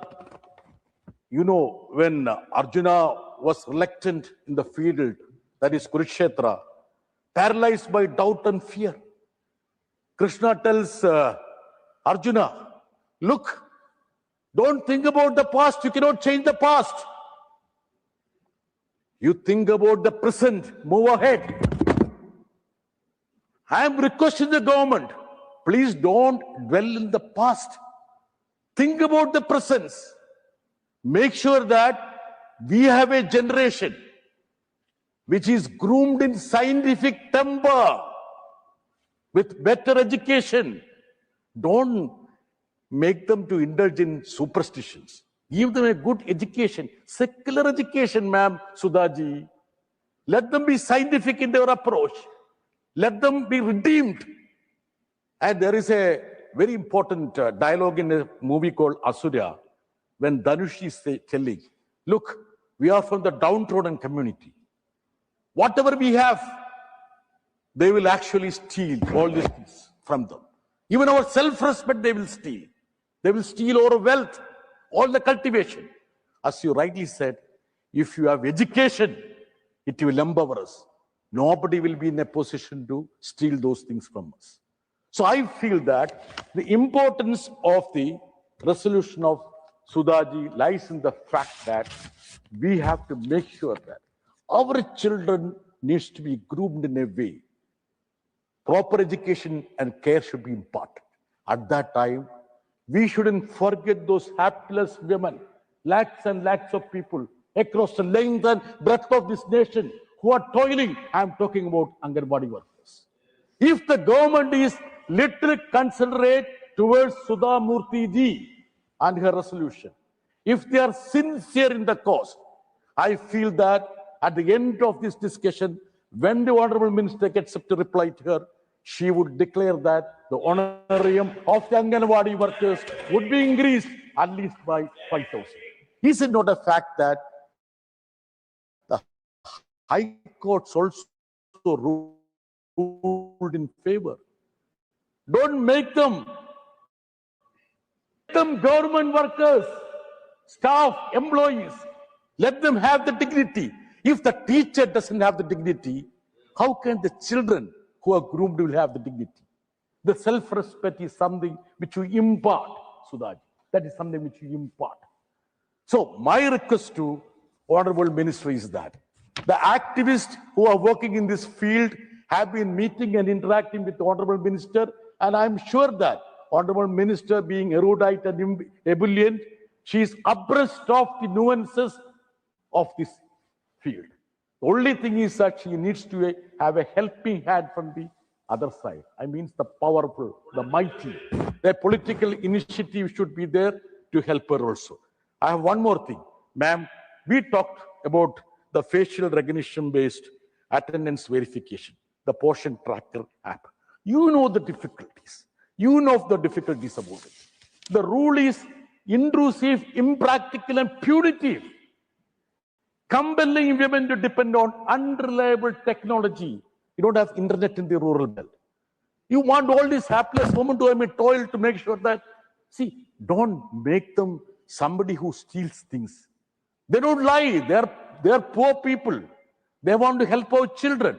So please make sure that the grievances which have been aired to you needs to be reciprocated, because they are there to support your cause.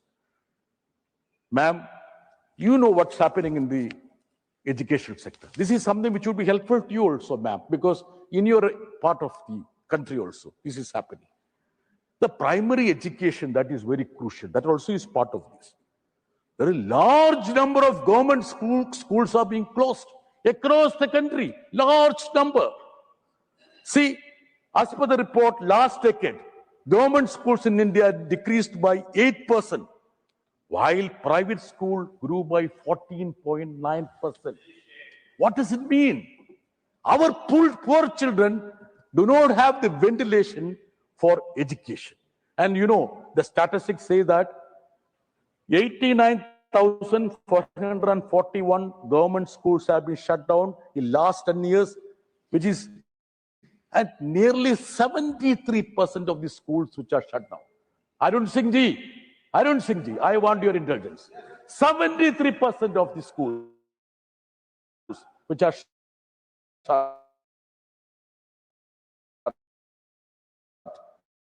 are BJP rules. Do you think so?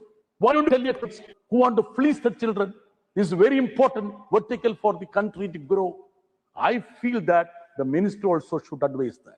So these are the areas which needs rectification, reformation, and I feel that Sudhaji has brought forward a resolution which is insightful enough to inspire all of us. Let this country be inspired. Moreover, let this government be inspired by your resolution. Thank you very much. Honorable Member Shri Javed Ali Khan.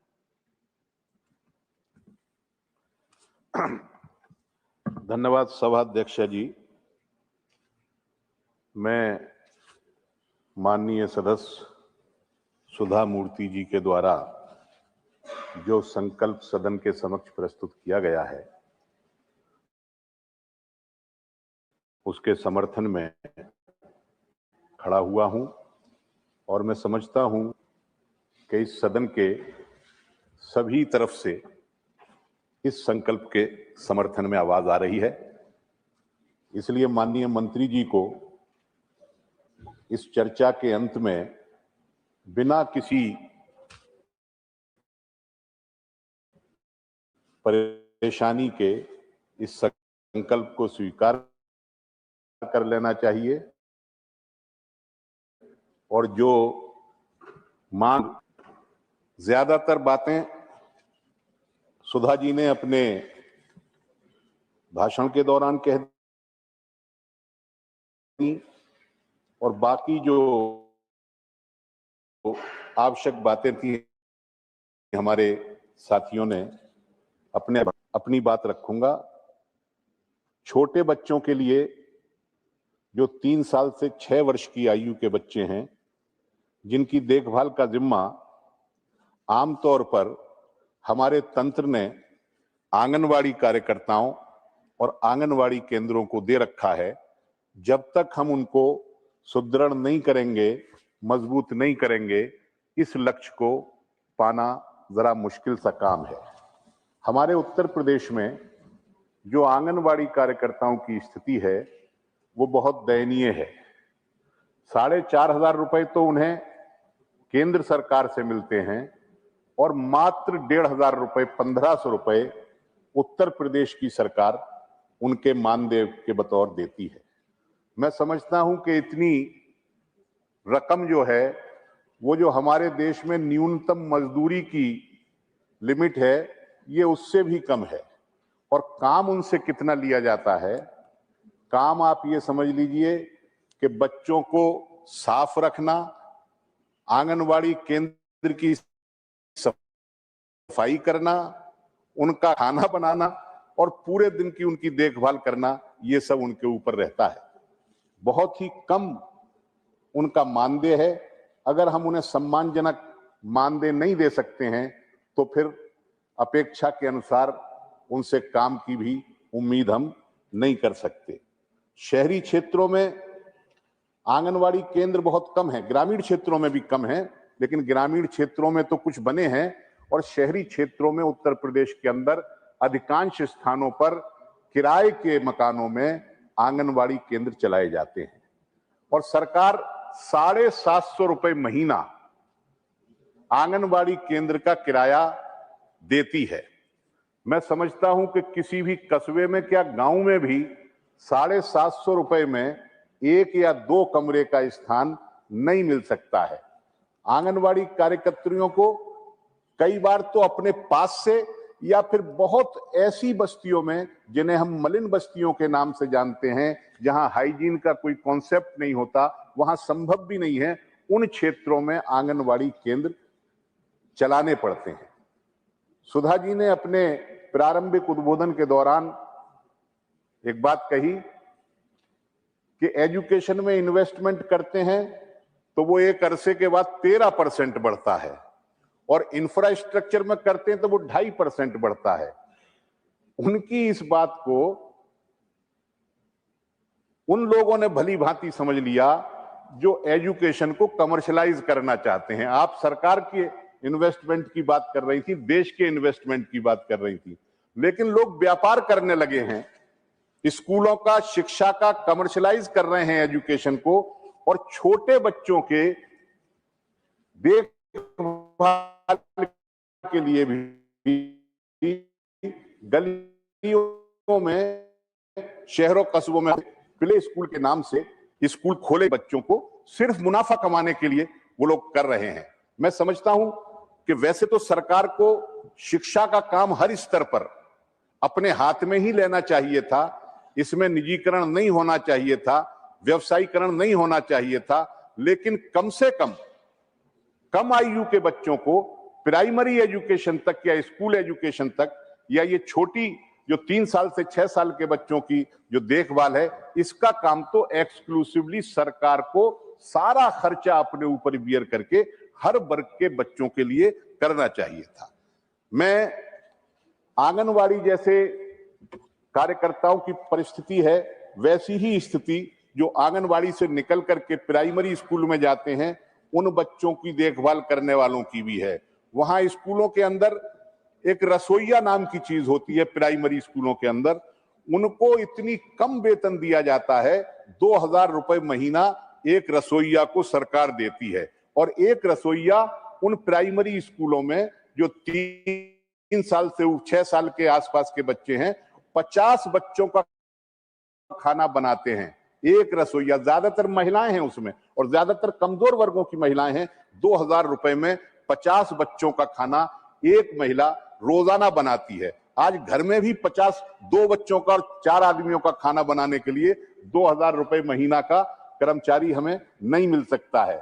तो मैं ये कहना चाहता हूं कि अगर हम इस तंत्र को, इस इंफ्रास्ट्रक्चर को, जो छोटे बच्चों को शिक्षा और उनकी देखभाल करने के लिए, उनके बचपन को और उनकी शिक्षा की देखभाल करने के लिए, यानी ECCE के लिए जरूरी है, इसको हमें मजबूत करना पड़ेगा।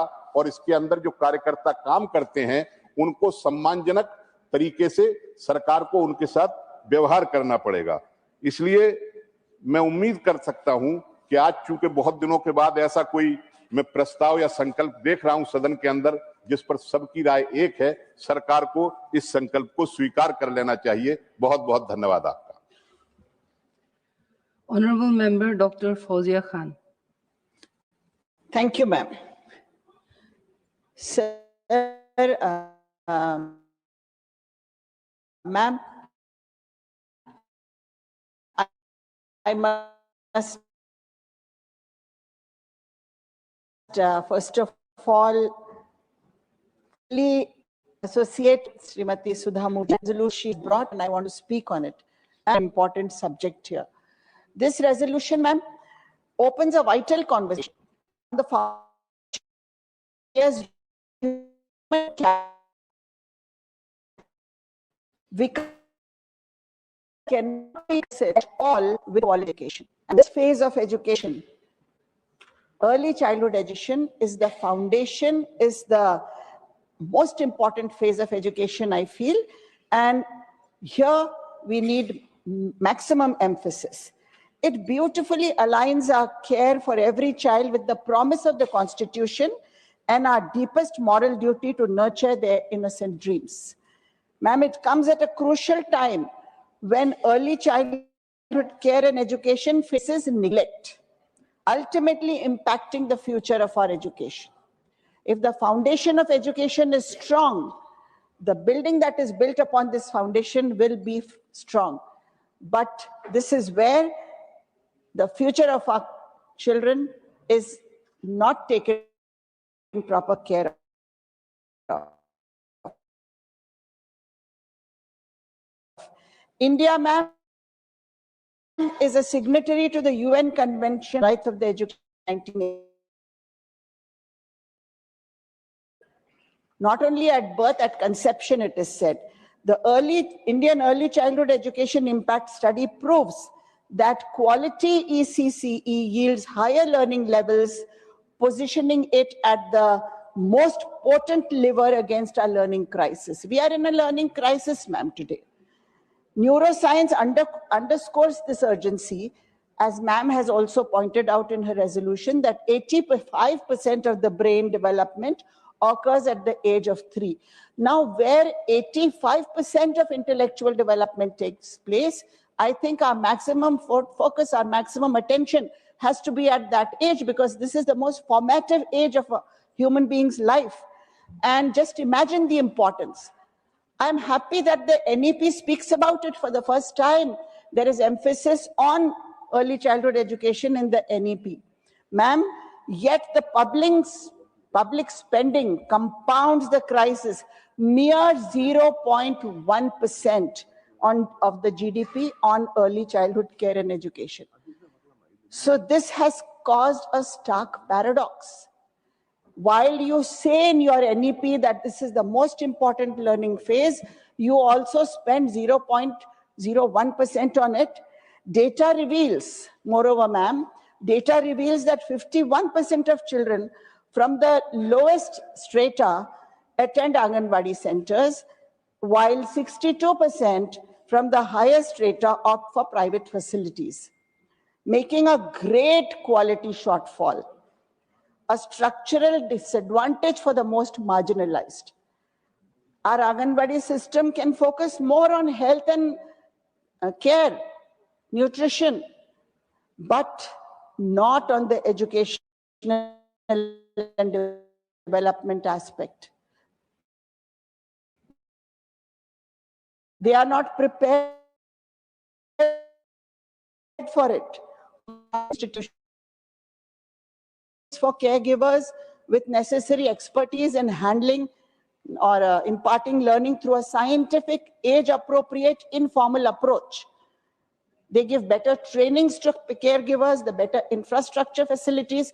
How can that match the level that is there in our Anganwadis? And even in urban slums, for that matter, ma'am. In several private ECCE centers, there is focus on formal education. I mean, on rote learning. This is another paradox, the other end of it. So there is no uniformity anywhere. Our childhood education demands much, much, much more focus and attention of the government at this phase of learning. What we need, ma'am, is uniformity in curriculum, standards, qualifications, trainings. There is no uniformity anywhere. In this phase of education, people are doing what they want. I think Swati Maliwal spoke about the Japanese and the Finland model. Finland is supposed to be the world's best education system. In Finland, ma'am, do you know what are the qualifications of teachers for early childhood education? A postgraduate degree in early childhood education is fundamental, is required, mandatory there. And we are happy with class 12. This is a big disparity. Ma'am, the teacher-pupil ratio, since this is a specialized field, it needs research, it needs a lot of scientific, of how through play where the child is taught, how learning takes place.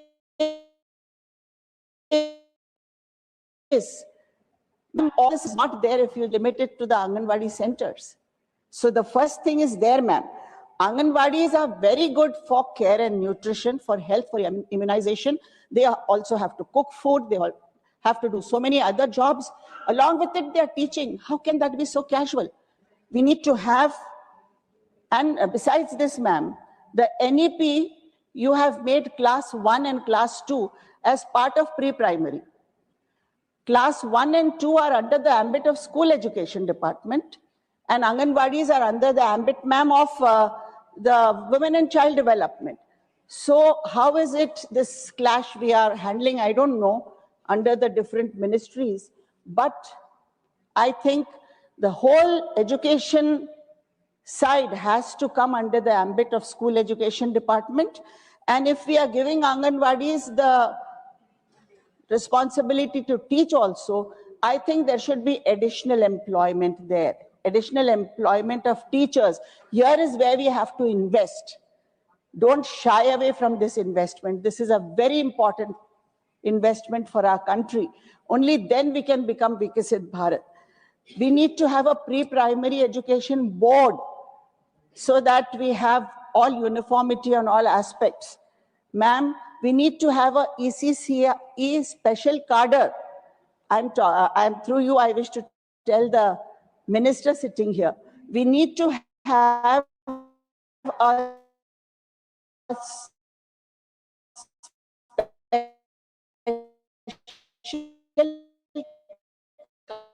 cadre of caregivers education, something like that, but something which has a research base on childhood, on the growth of children.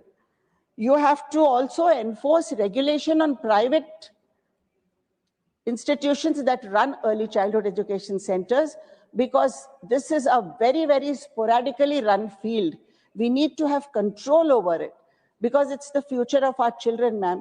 3 valuable years, age 3 to 6, formative years, we cannot take so casually. We need to take very, very crucial decisions here. Ma'am Sudha Murty, I am very happy with your resolution, but I wish to give some suggestions here in the sense that, okay, you bring it under RTE, as she said, you should be bringing it under RTE, but also you need new employment for this teaching side of the children in Anganwadis. It cannot be the same force, because it's a different skill.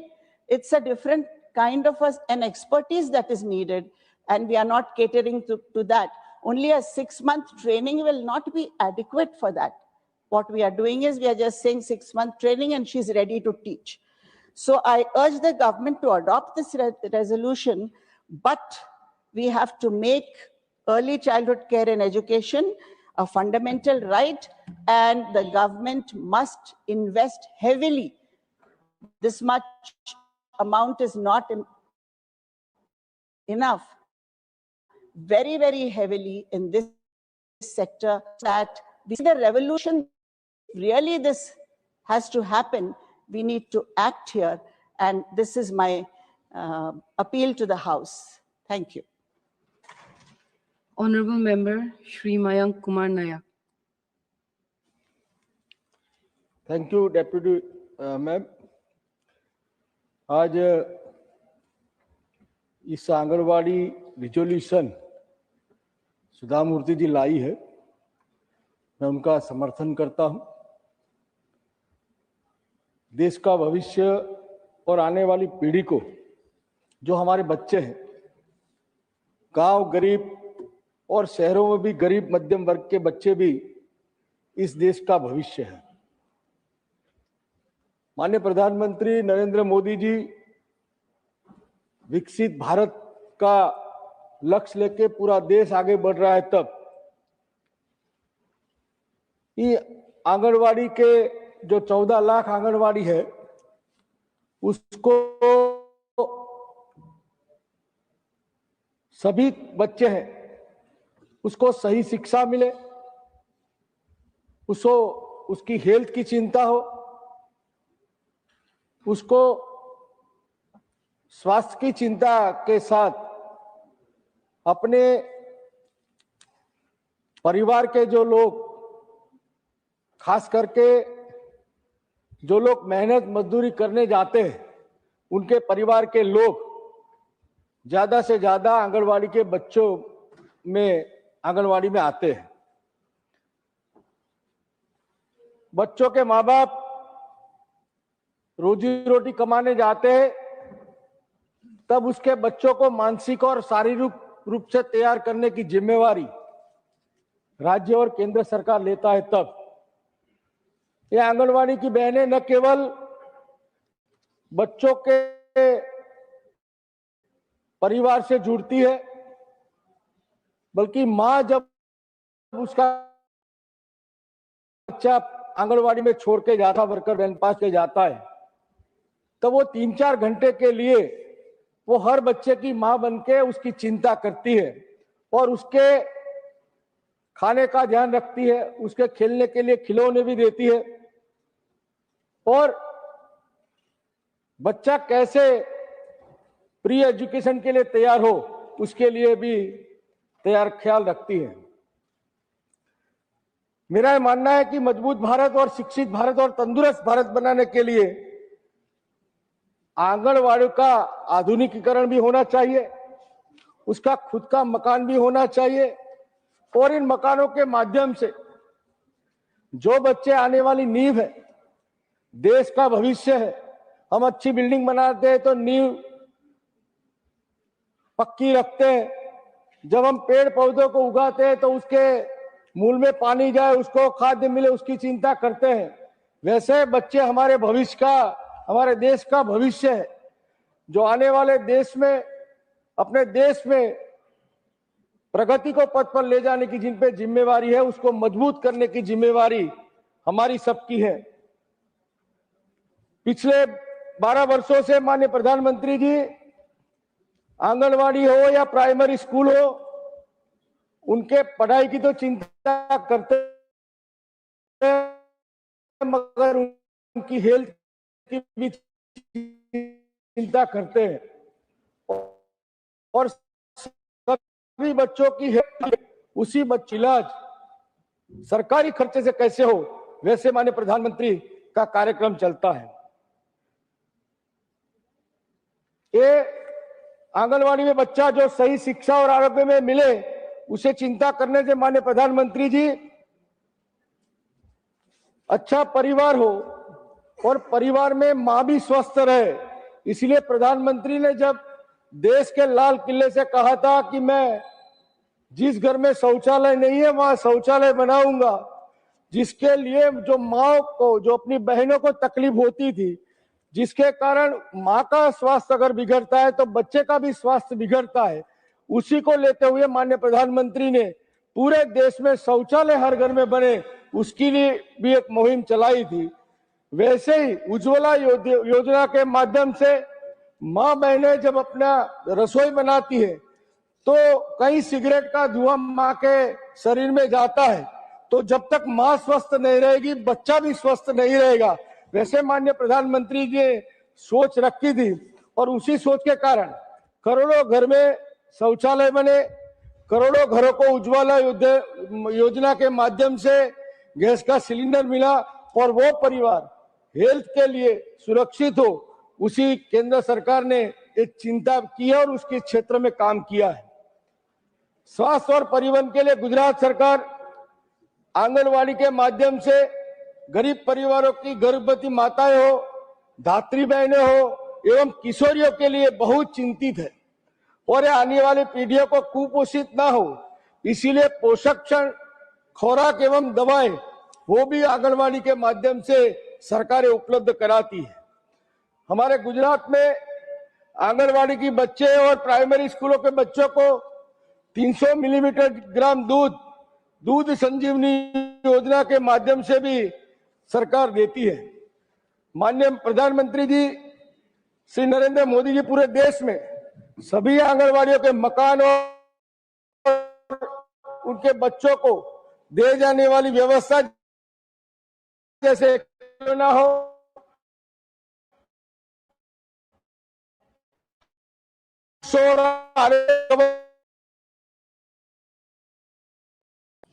ये बात माननीय सरकार के सामने रख रहा हूं। माननीय सभापति जी, बच्चों का जीवन जन्म से लेकर 6 वर्ष तक सबसे महत्वपूर्ण होता है और इसी उम्र में बच्चे का दिमाग, उसकी भाषा, उसका व्यवहार सीखती है। अगर इस समय में सही पोषण, सही देखभाल और सही सीख मिले तो बच्चा आगे चलकर एक स्वस्थ, आत्मविश्वासी और सक्षम नागरिक बन सकता है। आंगनवाड़ी देश की सबसे बड़ी ताकत है। माननीय सभापति जी, आंगनवाड़ी में व्यवस्था देश भर में करीब 14 लाख आंगनवाड़ी है और ये दुनिया का सबसे बड़ा बाल विकास कार्यक्रम है। आंगनवाड़ी केंद्र सिर्फ भोजन देने के स्थान नहीं है, ये बच्चों को, सबसे अच्छी बात है कि कोई भी बच्चा आंगनवाड़ी आए उसे सभी सेवाएं निःशुल्क उपलब्ध करा दी जाती है। सरकार की मजबूत नीति और सोच, हमारे संविधान का अनुच्छेद 45 भी कहता है कि 6 वर्ष तक बच्चों को देखभाल और शिक्षा देना राज्य की जिम्मेदारी है। नई शिक्षा नीति 2020 के में भी साफ कहा गया है कि हर बच्चा जब कक्षा 1 में जाए तो स्कूल के लिए पूरी तरह तैयार हो। इस सोच के साथ मिशन सक्षम आंगनवाड़ी और पोषण 2.0 शुरू किया गया है, जिसका मतलब है कि बच्चों का पोषण, स्वास्थ्य और शुरुआती शिक्षा तीनों के एक साथ मजबूत करना होता है। पोषण भी, पढ़ाई भी एक बड़ा बदलाव है। 10 मई 2023 को शुरू गई ये योजना खूब सराहनीय है। इसका उद्देश्य यह है कि आंगनवाड़ी केंद्र राशन वितरण का केंद्र न रहकर लेकिन लर्निंग सेंटर बने, जहां बच्चा खेलता भी है, सीखता भी है और आत्मविश्वास भी पाता। इसलिए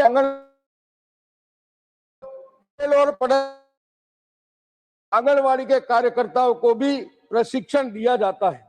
महोदय, देश की आंगनवाड़ी कार्यकर्ता इस पूरी व्यवस्था की रीढ़ है। अगर उन्हें सही प्रशिक्षण, सम्मान और सहयोग मिलेगा तो ये योजना जमीन पर सफलता होगी। 0 से 3 और 3 से 6 साल के लिए बच्चों का खास ध्यान रखने के लिए सरकार ने नवचेतन पहल की है। माता पिता को यह सीखती है कि बच्चों को कैसे बात करे, कैसे खेले और कैसे प्यार से उसकी देखभाल करे। 3 से 6 साल के बच्चों के लिए आधारशिला पाठ भी जोर देता है।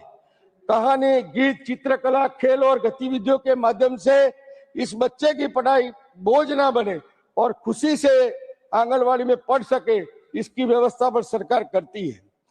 दिव्यांग बच्चों के लिए सरकार ने आंगनवाड़ी में प्रोटोकॉल बनाया है ताकि उनकी जल्द पहचान हो, उन्हें बाकी बच्चों से साथ जोड़ा जाए और जरूरत पड़ने उसका सही इलाज तक उसको पहुंचाया जाए। यह सरकार बहुत सकारात्मक कदम है, लेकिन इसके लिए जरूरी है कि जिला स्तर पर डॉक्टर, विशेषज्ञ, रेफरल व्यवस्था भी मजबूती से काम कर रही है। नई शिक्षा नीति के तहत आंगनवाड़ी और प्राथमिक स्कूलों को साथ जोड़ने की पहल एक दूरदर्शी निर्णय है। आंगनवाड़ी से स्कूल में जाते समय घबराता नहीं बल्कि सहज रूप से आगे बढ़ता है।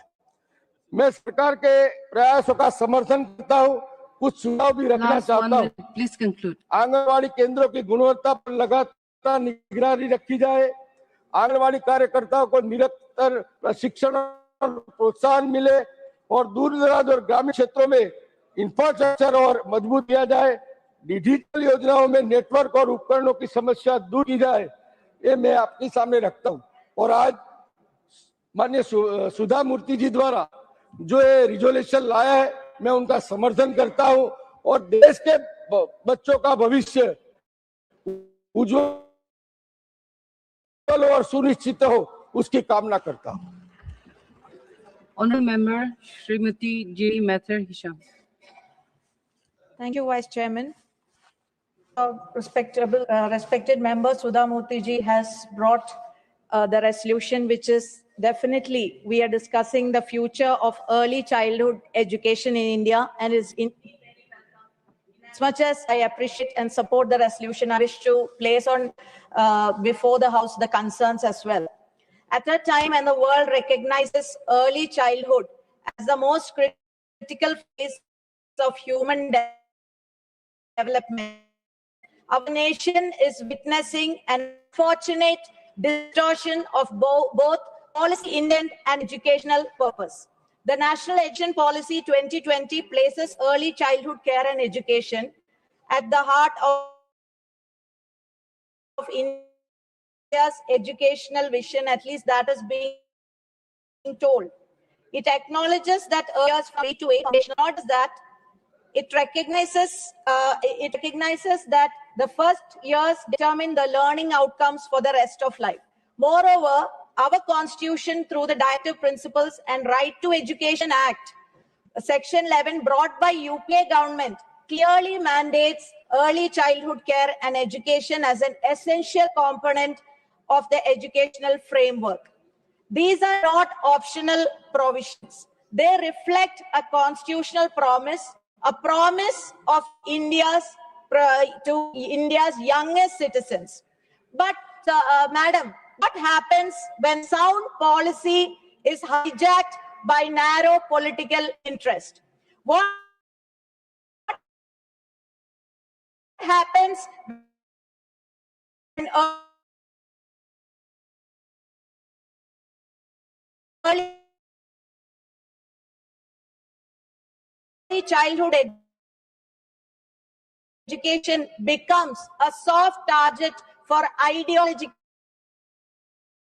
curiosity and compassion, but for cultivating conformity to a single political ideology?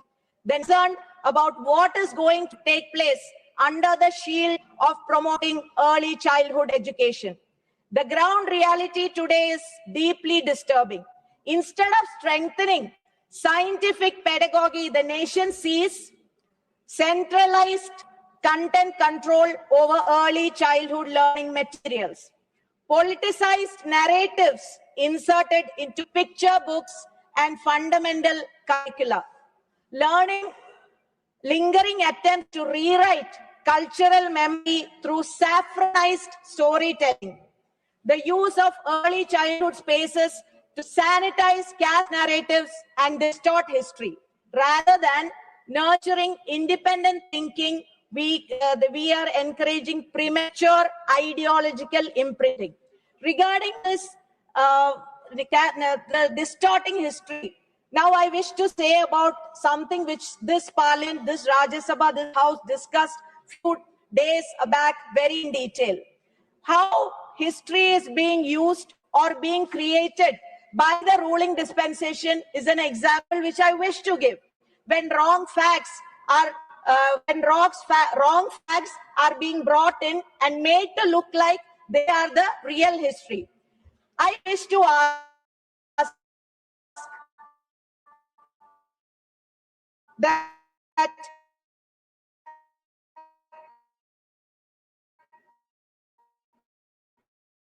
the invention of date opposition on on 7th November 1885, it is BJP's invention. Recently, the Parliament and country witnessed how this ruling dispensation is creating history in that. Let me explain. First, Subject is this: how the young minds are being corrupted is big discussion is that's been happening. The fundamental, if you make it a fundamental right. Madam, first, the government created the story as to when Bankim Chandra Chatterjee wrote Vande Mataram. Whatever In is the there on the press subject will release not go on. last month, to be precise,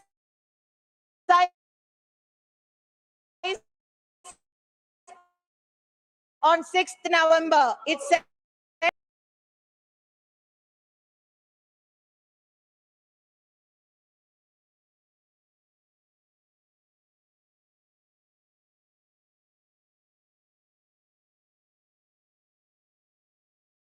so. How is it history in question? Let me explain. Those who have 1 second. getting corrupted is what I'm saying. We are talking about future of education in our country. And let me explain.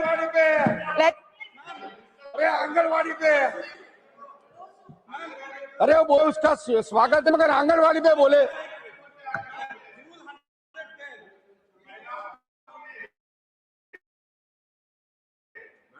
Madam, Mike. Strategy, we have to discussion. So what is the sanctity of the discussion today then? Then we have rule 110 clearly speaks. Ma'am, this should be deleted from the record. The subject will not go on record. Please continue.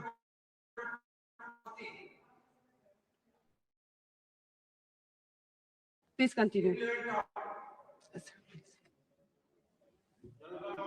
being changed when even Sabyasachi Bhattacharya, who knows in and out of Bankim Chandra Chatterjee, has not said this on this day or in this Akshaya Navami. It is written why Prime Minister and the government said that. So only point I wish to say that they try to deviate the history. Subject will not go on record. Ma'am, so again coming back to early child care, the centralized content and not giving the real content is definitely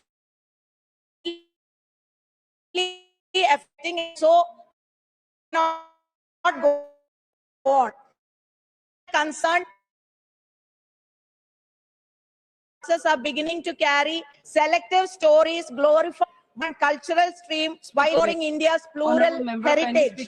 Sir, ma'am, secondly, sanitization of science. Instead of encouraging scientific temperament as mandated by our constitution, early education introduced concepts that blur the line between the mythology and evidence-based knowledge.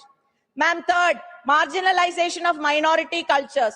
The diversity that defines India is reduced. So all these, I'm trying to convey the message. When we are talking about early education and care for children, we should be concerned about what they are being taught.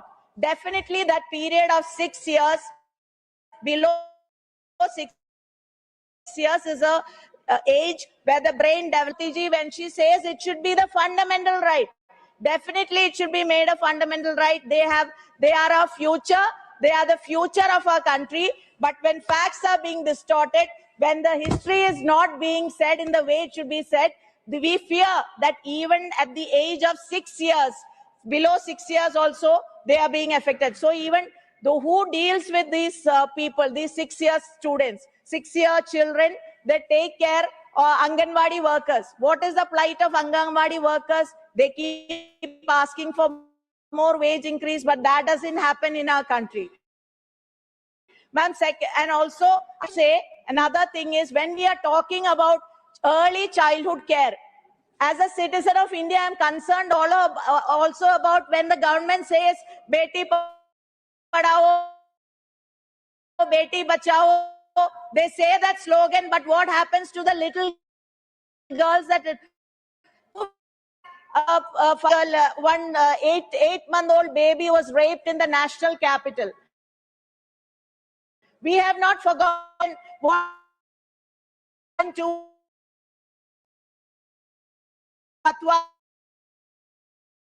so the education education is important, safety is concerned, the fundamental right to life, that fundamental right to education till the age of 6 years, it should be definitely a right. We support it. At the same time, we should also make sure that what is the correct method of teaching should be given to the children while providing that necessary care. I appreciate Sudha Murty ji for bringing it this resolution in the interest of the children, millions of children in our country. Thank you. Honorable Member Shri R. Girirajan, you will speak in Tamil. Thank you, Madam. First, I congratulate Madam Sudha Murty to move the following resolution. Actually, Tamil poet Tiruvulluvar has written a separate chapter containing 10 couplets about the importance of Kalvi oruvarukku maadal matravai. The wealth which can never be used but look. Talked about Anganwadis. In our country, நம்முடைய நாட்டில் அங்கன்வாடிகள் இருக்கு. 50 ஆண்டுகள் ஆகிவிட்டது. அங்கன்வாடிகள் தொடக்கப்பட்டு அங்கன்வாடிகளிலே பிள்ளைகளை கொண்டு போய் சேர்ப்பதற்கு மக்கள் தயங்குகின்ற சூழ்நிலை உருவாகிவிட்டது. ஏனென்றால் அங்கன்வாடிகளோட நிலைமை மிகவும் மோசமாக இருக்கிறது. சரியான கட்டிடங்கள் இல்லை, சரியான குடிநீர் கழிவுநீர் வசதி இல்லை, குழந்தைகளுக்கு சத்தான உணவு வழங்கப்படுவதில்லை, அங்கன்வாடி ஆசிரியர்களுக்கு சரியான ஊதியம் இல்லை, அங்கன்வாடி உதவியாளர்களுக்கும் சரியான ஊதியம் இல்லை. இது இப்போது அளிக்கப்படுகின்ற ஊதியம் குறைந்தபட்ச கூலியை விட, குறைந்தபட்ச ஊதியத்தை விட, மினிமம் வேஜஸ் ஆக்டை விட குறைவாக இருக்கிறது. அதனால்தான் நான் இந்த நேரத்திலே வலியுறுத்தி சொல்வது என்னவென்றால், அங்கன்வாடிகளை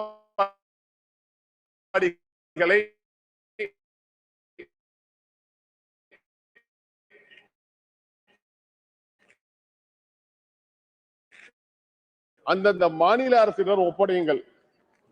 மாநில அரசு நல்ல படிப்பாக இருந்தாலும் அந்தந்த மாநில அரசு சிறப்பான கல்வியை வழங்கும் அங்கன்வாடிகளை பராமரிப்பது ஒன்றும் கஷ்டமான பணி அல்ல. அந்தந்த மாநிலத்திற்கு ஏற்ப அந்தந்த மாநிலத்தின் மொழிகளிலே அங்கன்வாடி குழந்தைகளுக்கு கல்வி கற்றுத் தருவதற்கு அது ஏதுவாக இருக்கும். தமிழ்நாட்டிலே Dravidian model government run by M.K. Stalin has initiated several path-breaking schemes and innovative inclusive policies for promoting education among the poor people.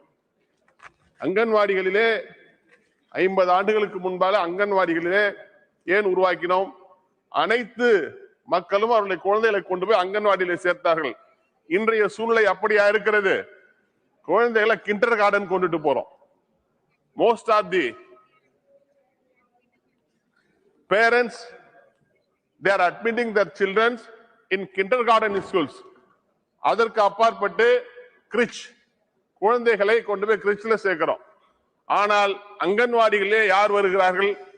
சமுதாயத்திலே பிற்படுத்தப்பட்ட, ஒடுக்கப்பட்ட, தாழ்த்தப்பட்ட, அண்டர் பிரிவிலேஜ்டு பீப்புள் அங்கன்வாடிகளுக்கு வருகின்ற நேரத்திலே அவர்களுக்கு ஒரு சரியான வழிகாட்டுதல்களை, சரியான உற்சாகத்தை, ஊக்கத்தை அளிக்க வேண்டிய இந்த மத்திய அரசு எந்த உதவிகளும் செய்யாததால் அங்கன்வாடிகளுடைய நிலைமை மிகவும் மோசமாக இருக்கிறது. அதனால்தான் நான் இந்த நேரத்திலே சுதா மூர்த்தி அவர்கள் கொண்டு வந்த தீர்மானத்தின் மேலே என்னுடைய கருத்துக்களை சொல்லுகின்ற நேரத்திலே அங்கன்வாடிகளை நீங்கள் மாநில அரசிடம் ஒப்படையுங்கள், அதற்கான நிதியை கொடுங்கள், நாங்கள் நல்ல விதமாக அதை பேணி காத்துக் கொண்டிருக்கிறோம். One of the most powerful tools and popular schemes implemented by the Tamil Nadu government, incentivizing the 1,000 rupees to girl students who passed out from government and girl students studying in Tamil medium in aided schools to pursue the higher education. புதுமை பெண் இந்த திட்டம் கொண்டு வந்தது தமிழ்நாடு அரசாங்கம். பெண் பிள்ளைகள் உயர்கல்வி படிக்க வேண்டும் என்பதற்காக 1000 ரூபாயை அவர்கள் கல்லூரி முடிக்கின்ற வரையிலே அளிக்கின்ற அரசு தமிழ்நாடு அரசு. அதை போல மாணவர்களுக்கும் 1000 ரூபாய் அளித்து இன்றைக்கு கல்வியை நாங்கள் வளர்த்துக் கொண்டிருக்கிறோம். அதனால்தான் நான் மீண்டும் வலியுறுத்தி கேட்கிறேன், அங்கன்வாடி மையங்களை தமிழ்நாடு இருந்தாலும் நல்ல முடிய எடுங்கள். அனைத்து அங்கன்வாடிகளையும் நீங்கள் மாநில அரசிடம் ஒப்படையுங்கள். தமிழ்நாட்டிலே அவர் Honorable Chief Minister of Tamil Nadu M.K. Stalin on 7/5/2022 under Rule 110 announced that breakfast will be provided for primary school children for 1 to 5th standard. 1வது வகுப்பிலிருந்து 5வது வகுப்பு வரையில மாணவர்களுக்கு இலவசமாக காலை சிற்றுண்டி அளிக்கிறோம். காலை சிற்றுண்டி ஏன் அளிக்கிறோம்? வேலை வாய்ப்புக்கு செல்லுகின்ற பெற்றோர்கள் காலையிலே வேலைக்கு செல்கின்ற நேரத்தில் படிக்கின்ற பிள்ளைகள், அதாவது நீங்க சொல்ற 5 வயதிலிருந்து 12 வயது வரையில பிரைமரி ஸ்கூல்ல படிக்கின்ற பிள்ளைகளுக்கு உணவு கிடைக்காது, பிரேக்ஃபாஸ்ட் டிஃபன் கிடைக்காது. அதற்காக அவர்களுக்கு பிரேக்ஃபாஸ்ட் ஸ்கீமை தமிழ்நாடு அரசு இன்றைக்கு கொண்டு வந்து in government schools on all school working days, and the scheme has been launched on 15/9/22 at Madurai by the Honorable Chief Minister of Tamil Nadu. The first phase, corporation, municipalities, panchayats were selected based on the higher prevalence of anemia. As per the NHFS 5 data, economically backward blocks as per SVGF, habitations of tribal population and inaccessibility of the areas will be covered under this scheme. 1,14,095 primary schools has been covered under the scheme. Children studying in 1,545 government schools will be covered under this scheme at a total cost of 33.56 crores, which will be extended for remaining schools in the phased manner. ஏன் சொல்கிறேன் என்றால், இந்தியாவிலேயே முதல் முறையாக தமிழ்நாட்டில் தான் 1வது வகுப்பிலிருந்து 5வது வகுப்பு வரையில படிக்கின்ற பிள்ளைகளுக்கு காலை உணவு திட்டத்தை வழங்கிய முதல் மாநிலம் இந்தியாவிலே தமிழ்நாடு. எங்களை பார்த்துதான் இன்றைக்கு கனடாவிலே இந்த திட்டத்தை பயன்படுத்தி காலை உணவு திட்டத்தை இன்றைக்கு இம்ப்ளிமெண்ட் பண்ணியிருக்காங்கன்னா, அதனால் தான் சொல்கிறேன், உங்களால் நடத்த முடியாது அங்கன்வாடிகளை எங்களிடத்திலே ஒப்படையுங்கள். We will take care of it. Because 1வது வகுப்பு முதல் 12வது வகுப்பு வரையில பிள்ளைகளை நாங்கள் பாதுகாக்கிறோம். ஏன் எங்களால் 3 வயதிலிருந்து 6 வயது பாதுகாக்க முடியாதா என்ன? அதனால்தான் மீண்டும் இந்த நேரத்திலே வலியுறுத்தி கேட்கிறேன், அங்கன்வாடியிலே பிள்ளைகளுக்கு நல்ல எதிர்காலத்தை உருவாக்க வேண்டியது அங்கன்வாடிகள்.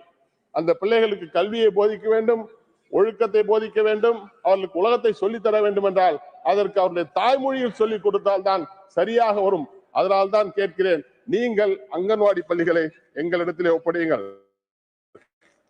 Before I conclude, I would like to remind the people who designed the NE20 is not suitable throughout the vast country like India.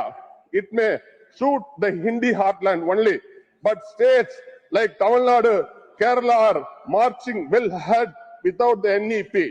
The success of any government lies in providing quality, purposeful education. படிப்பு, பண்பாடு, பயனுள்ள வாழ்க்கை என்பது எங்களது தமிழ்நாட்டின் தாரக மந்திரம். Madam, I would urge the Union government to follow the Tamil Nadu state education policy and the innovative, inclusive scheme to achieve the desired results throughout the nation. Thank you. Honorable Member Shri Rajendra Gupta.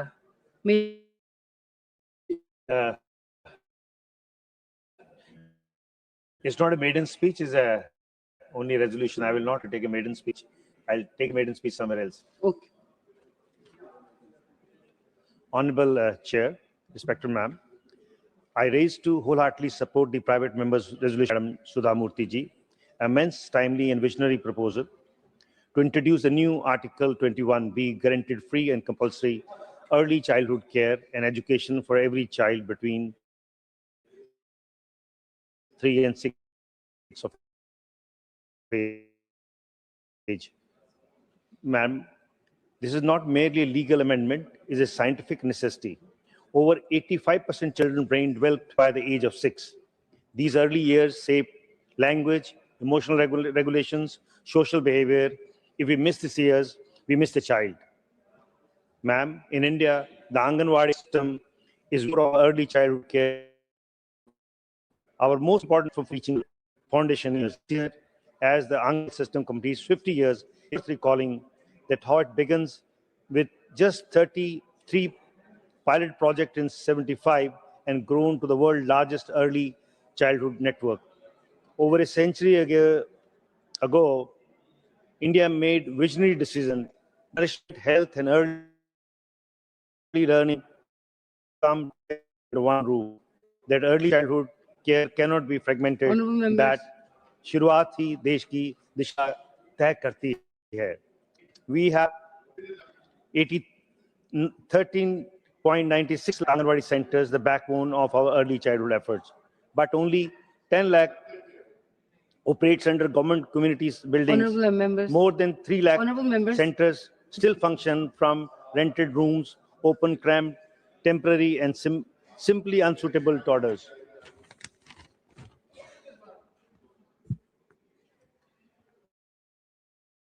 At the facility gaps highlight the everyday struggle. 47% Anganwadi centers lack piped water. 27% lack functional toilets. 28% lack functional kitchens. And 95%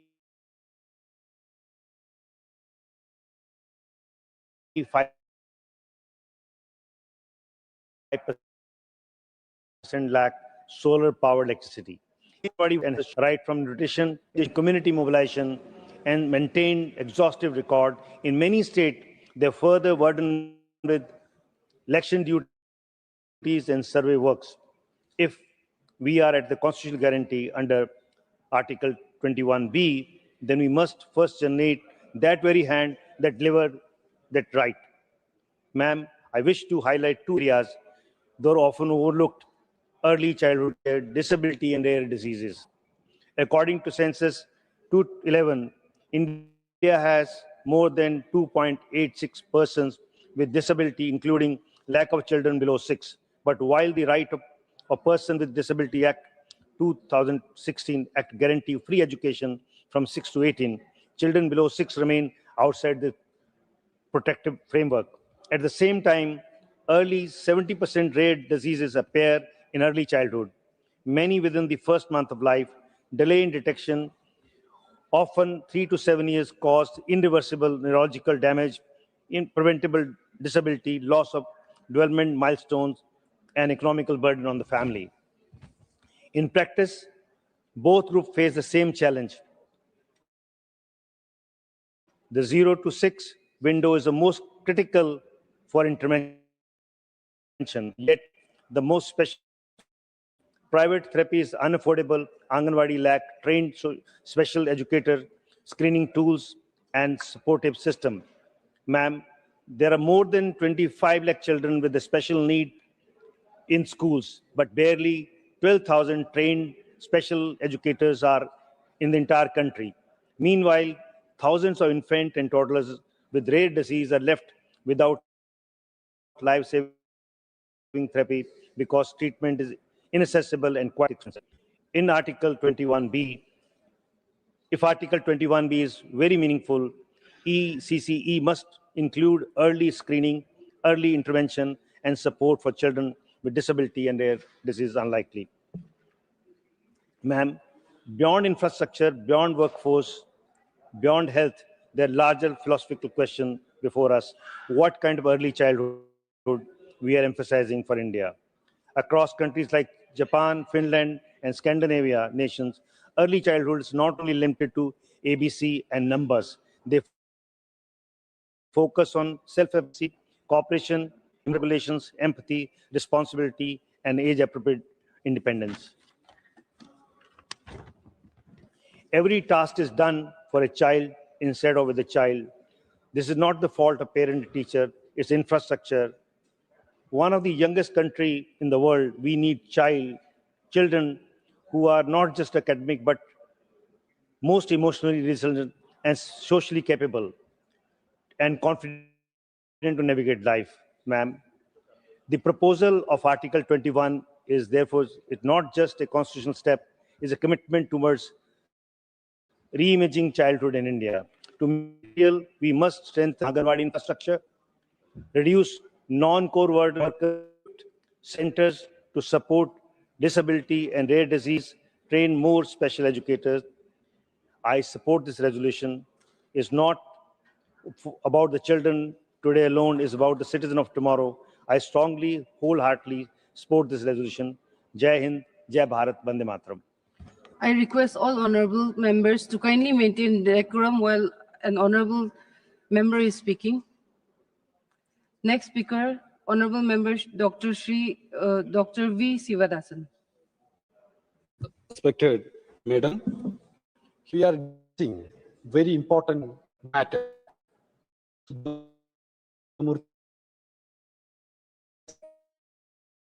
Member will check. Madam, in India, thousands of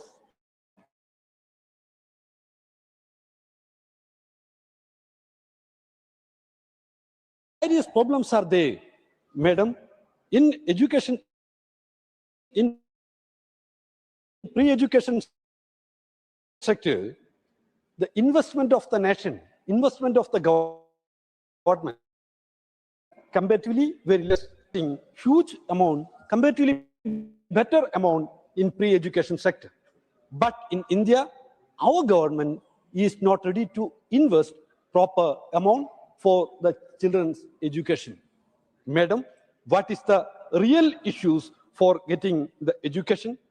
There, inadequate infrastructure facilities. There, in our pre-education centers, their infrastructure is not there. Where is the infrastructure? Why it is not there?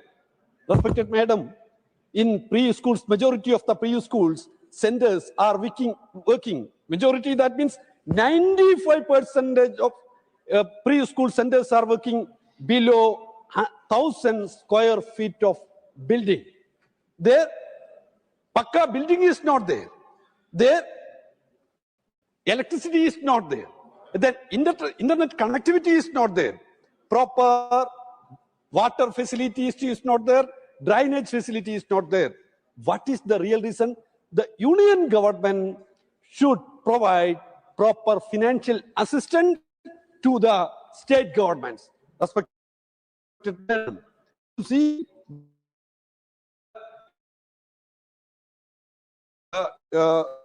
government role of the schemes, but they are not ready to proper financial assistance to the sector. There, second one, regarding the faculties in the teachers in the Anganwadis. Anganwadi, that means there, the Anganwadi teacher and helper is there. What amount they are getting as a salary? Here already, John Bittas has mentioned, our minister is here. Now he is discussing the matter with she is not listening my speech. Madam, respected minister is discussing with the other matter. She is not listening our word. That is not good. Now also, she is discussing the other things. Why, madam? Then why this sitting the minister, not listening to us? Then what is the purpose to sit the minister is here? We are here. We are making very interesting thing. But she is talking to the others. So we are raising the issue of the things. Then our parliamentary minister is trying to protect. Then what is the thing? Madam, I have the right to raise the issue. I requesting the minister to listen us. So the thing is that, yes, I am requesting the chair of the house, not the parliamentary minister. I am requesting the chair of the house. So kindly speak on the subject, address the chair. You are trying to disturb my words. So, respected minister, I know earlier already mentioned here, she is very interested to protect the interest of the children. She is interested to invest the money for Anganwadi sector. Kindly speak on the subject. But I don't know who is making the blockade in front of her. The thing is that the workers of Anganwadi, the salary, they are not getting proper salary. The government is not ready to treat them as employees. They are getting very low income from the government. The thing is that, yeah, they are not here in India. They are not getting a minimum wage. The thing is that these government are making lot of the government is compelled to the Anganwadi teachers to do other works also. So government should not give other works to the Anganwadi workers, and government should provide proper salary to the Anganwadi workers. There in the Anganwadi centers, respected them, there in the Anganwadi centers, the name Anganwadi, but garden is not there. Where they will make the garden? Because the place of the Anganwadi only 1,000 square feet or 8,000 square feet. Then they will make necessary, but their playground is not there, the internet facility is not there. So I am requesting to the government for proper basic infrastructure facilities for the preschool children. Our respected Sudha Murty ji, she taken very good interest, very good initiative to introduce the bill. I congratulate her. I have a lot of reservations I have, but she have taken very good initiative for introducing this bill in the House. Respected Madam, in India, 1948, first Education Commission was formed under the leadership of S. Radhakrishnan. Aim and Radhakrishnan openly declares education for all. Education for all. But after that, what has happened? In Kothari Commission report, Kothari has clearly mentioned the importance of education for all. But in 2000, when the Vajpayee government was here, at that time, one commission was appointed. The commission was appointed not by the Education Department, appointed by the Commerce Ministry. There, the commission has suggested education for the free education is not, free education in humanities and other things is not good for the nation like that. The commission has suggested. Madam, we have lot of differences with the view with this existing government, but I believe the future of the nation, the future, the person condition of the nation should be developed. So we need to a proper policy framework for the development. The NEP, National Education Policy, in the National Education, only 1 minute, Madam, in the National Education Policy, the suggestions, the cluster centers, and the teachers will be managed by the managers of the cluster, and the lab for cluster centers, not for those schools, and playground for in the cluster centers, not for schools. That concept should be resisted, and that should not be implemented here. If that proposal is implemented, then Kerala, Madam, majority of the schools are working with the proper playground and labs. The concept of NEP is totally against the public education system. So the education system, the commercialization, privatization, and communalization, three are the major hurdles for the development of the education. So we should oppose the commercialization, centralization, and privatization of the education sector. Communalization is the most dangerous thing in the education sector, Madam. So together we will oppose the NEP, and together we will promote the national. Thank you, Madam Vice Chairman. I support the content of the resolution. And she could have mentioned about some of the former prime ministers. And of course, it's a hope against hope case. Madam Vice Chairman, the point is that whether we need a constitutional amendment to the Constitution to achieve these goals. If at all it happens, how we are going to implement the same? Because in the Constitution, there are number of fundamental rights which are getting infringed day by day. There are directive principles of state policy which we did not implement.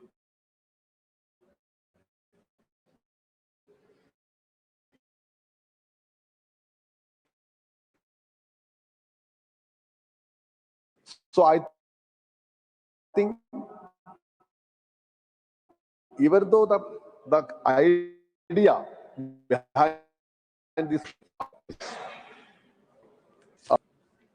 question number 230, the answer was around 1.4 million Anganwadis we have.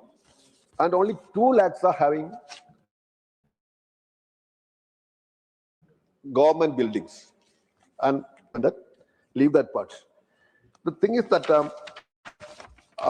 Anganwadi workers are doing 6 important jobs. There's a mandate for that.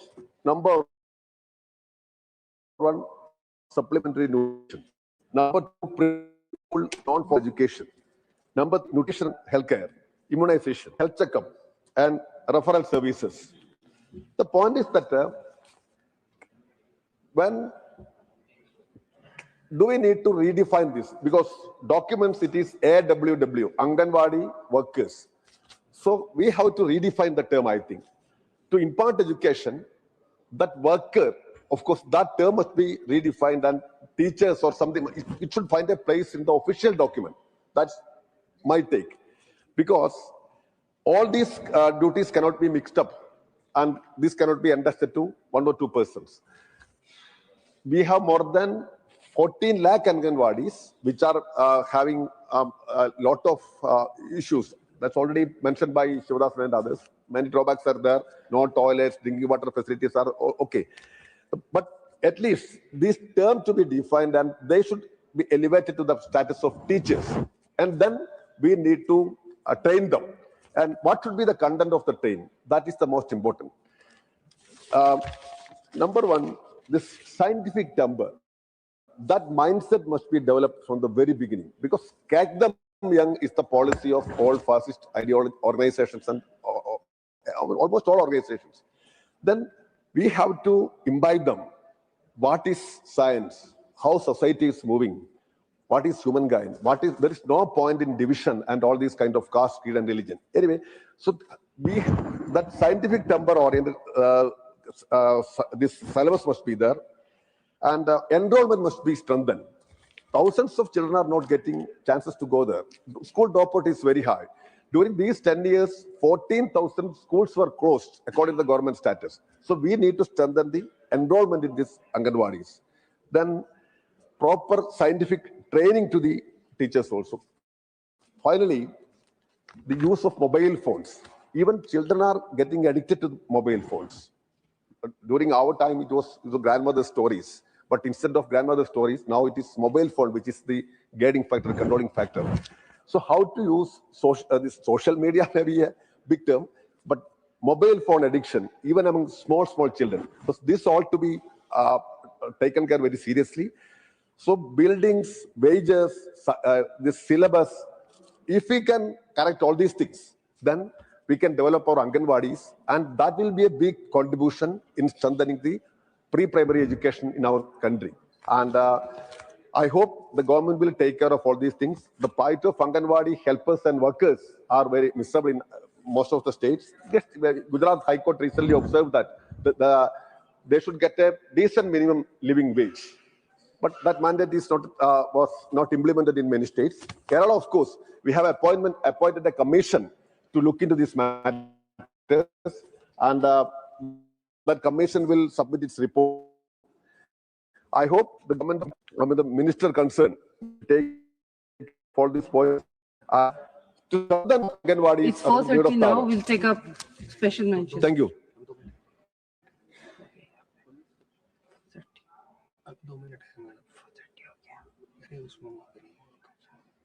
Shri Ashok Rao Shankar Rao Chavan.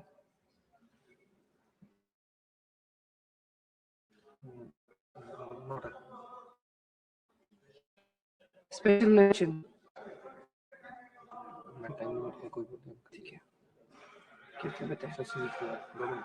Okay.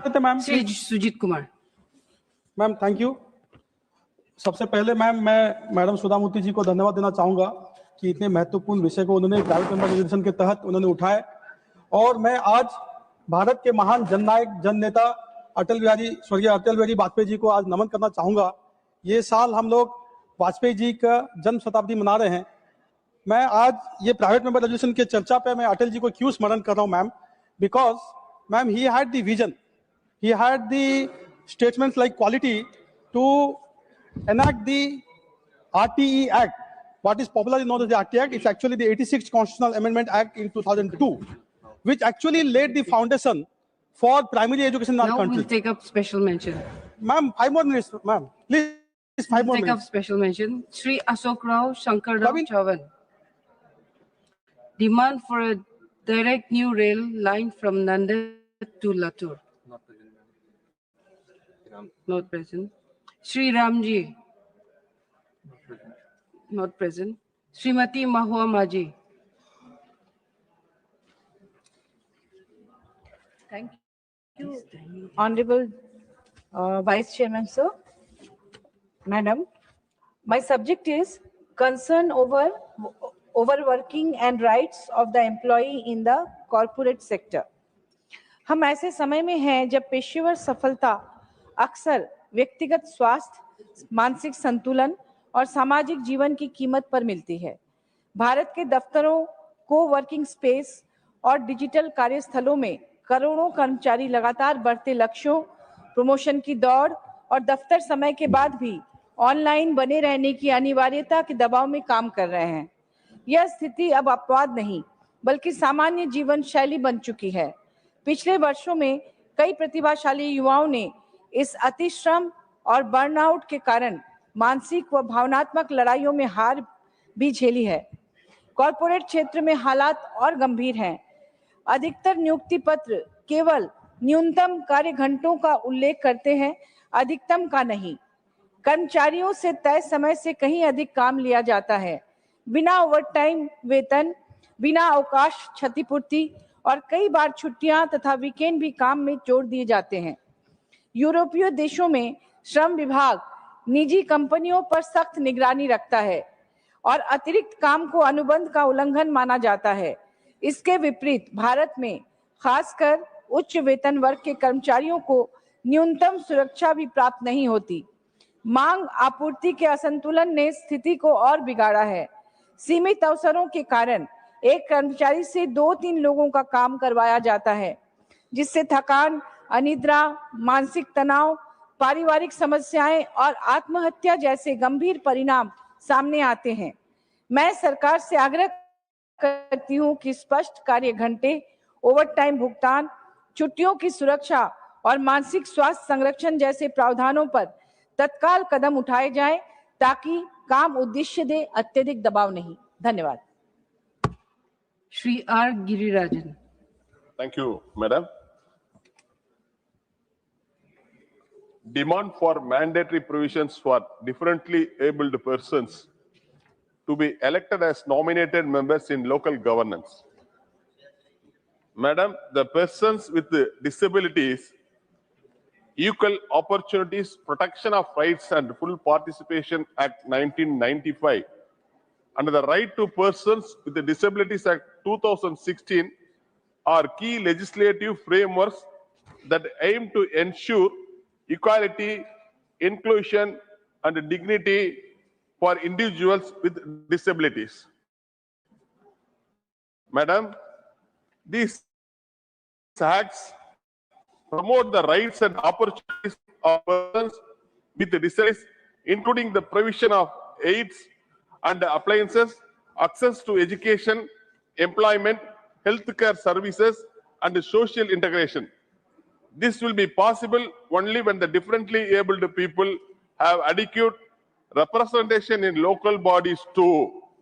Tamil Nadu government has made significant strides in nominating persons with disabilities to local bodies, with a total number of 3,631 persons with disabilities already nominated to urban and rural local bodies.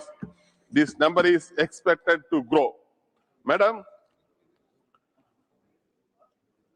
with the government planning to nominate an additional 12,000 persons with disabilities in rural local bodies after the completion of the election to 28 village panchayats, the initiative is part of the government's broader commitment to social justice and representation for differently abled individuals in local governance.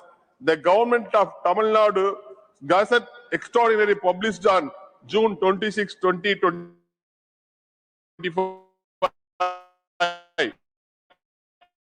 introduces the Tamil Panchayat disability 2025, facilitating Malaysia will have responsibilities as per the Government of Tamil Nadu Panchayat Act and will be entitled to honorarium and allowances as determined by the government. This should be followed nationwide. Therefore, I urge the government to make mandatory provisions for differently abled persons to be elected as nominated members in local governance throughout India. Thank you. Sri Sujit Kumar.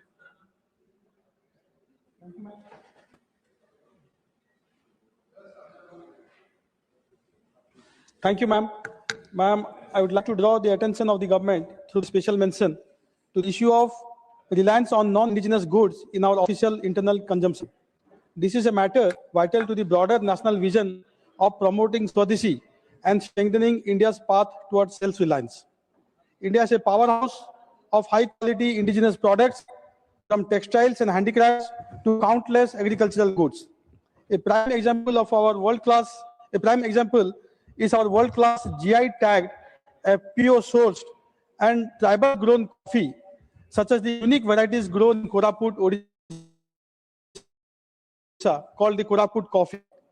These products are celebrated globally for their quality. Yet, in our canteens, in our railway networks, and in our public offices, we often serve consumables, be it coffee, tea, biscuits, or handicrafts and handlooms, foreign sources or of non-distributed origin. Ma'am, to replace this is the obvious next rung in the ladder of Swadeshi. The tribal farmers of Koraput work in difficult conditions to produce a globally acclaimed product, but lack the large-scale stable market that the Government of India itself can provide. Ma'am, I demand that the government issue a procurement directive to replace all such foreign origin goods with indigenous Indian products. Let the government be the proudest patron of our tribal producers. Institutionalizing this change, we ensure that the true flavor of Atmanirbhar Bharat becomes a daily practice in our office of this republic. Jai Hind. Srimati Rajati. Respected Madam, demand for comprehensive reforms in juvenile homes under the Juvenile Justice Act. I draw attention of the government over alarming conditions in the juvenile homes where there is inadequate monitoring, nutrition, education, and safety that continue to expose children to severe vulnerabilities.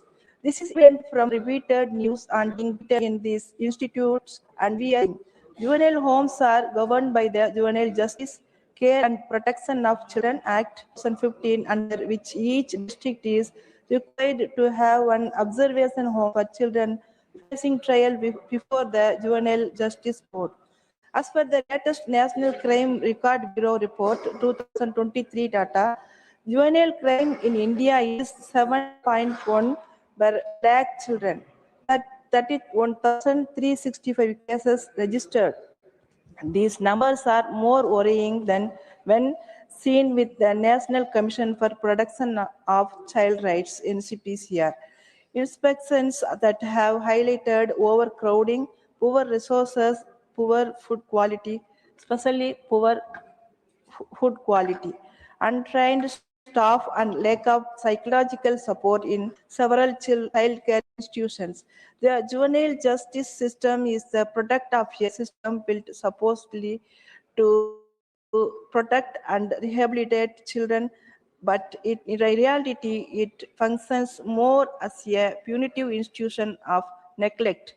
If we expect these children to reintegrate into society with dignity, I urge the government to strengthen monitoring mechanisms, upgrade nutrition and education standards, ensure accountability in staff recruitment, and create meaningful livelihood opportunities so that our juvenile homes become places of protection and hope, not fear. Thank you. Dr. M.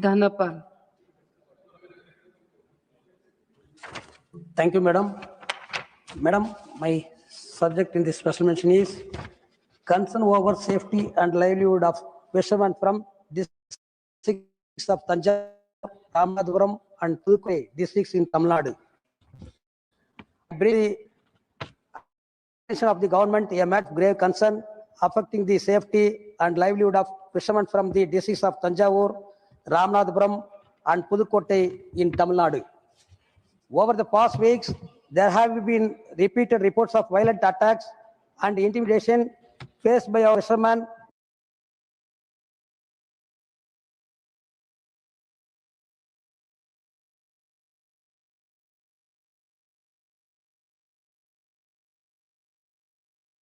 while carrying out their loss of livelihood, destroying fishing nets and severe disruption in the daily lives of the affecting fish communities. The fishermen from these coastal districts depend solely on the sea for sustenance. Any threat to their safety directly impacts thousands of families, pushing them into distress. Moreover, such confrontations risk escalating into interstate tensions, which must be addressed immediately through coordination and firm action.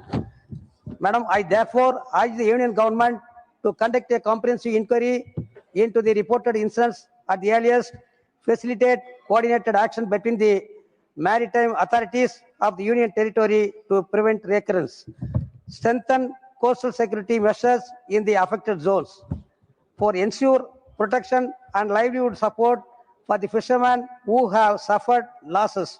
Safeguarding the lives and livelihood of our coastal communities is a national responsibility. I request the government to look into the matter. Thank you, Madam. Shri Harsh Vardhan Shringla. Madam Vice Chairman, I rise to request focused promotion of sports in the Darjeeling Hills and the North Bengal region. This area has a remarkable football tradition that spans more than a century. Darjeeling was among the earliest centers where the sport took deep root, and its schools and local institutions produced players who later joined leading Calcutta clubs. Footballers from the hills have represented Bengal in the Santosh Trophy and served in forces teams that achieved national honors.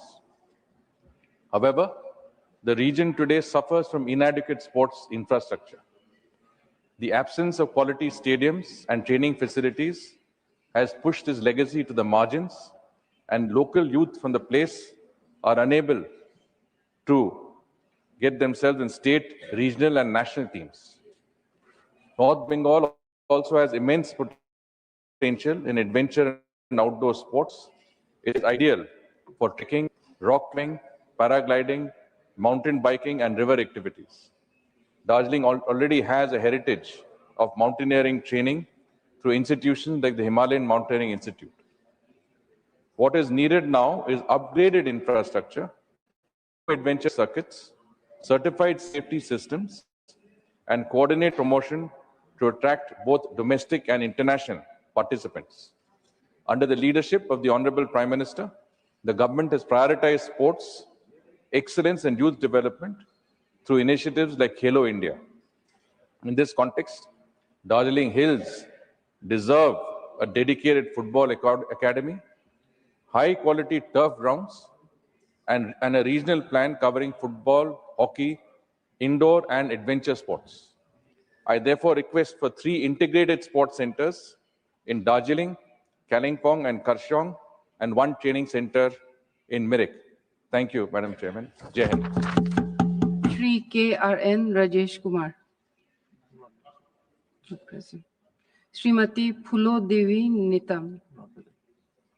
Shri Pramod Tiwari. Unchahar Amethi rail line Uttar Pradesh के रायबरेली और अमेठी जिलों को जोड़ने वाली एक अत्यंत महत्वपूर्ण rail परियोजना है।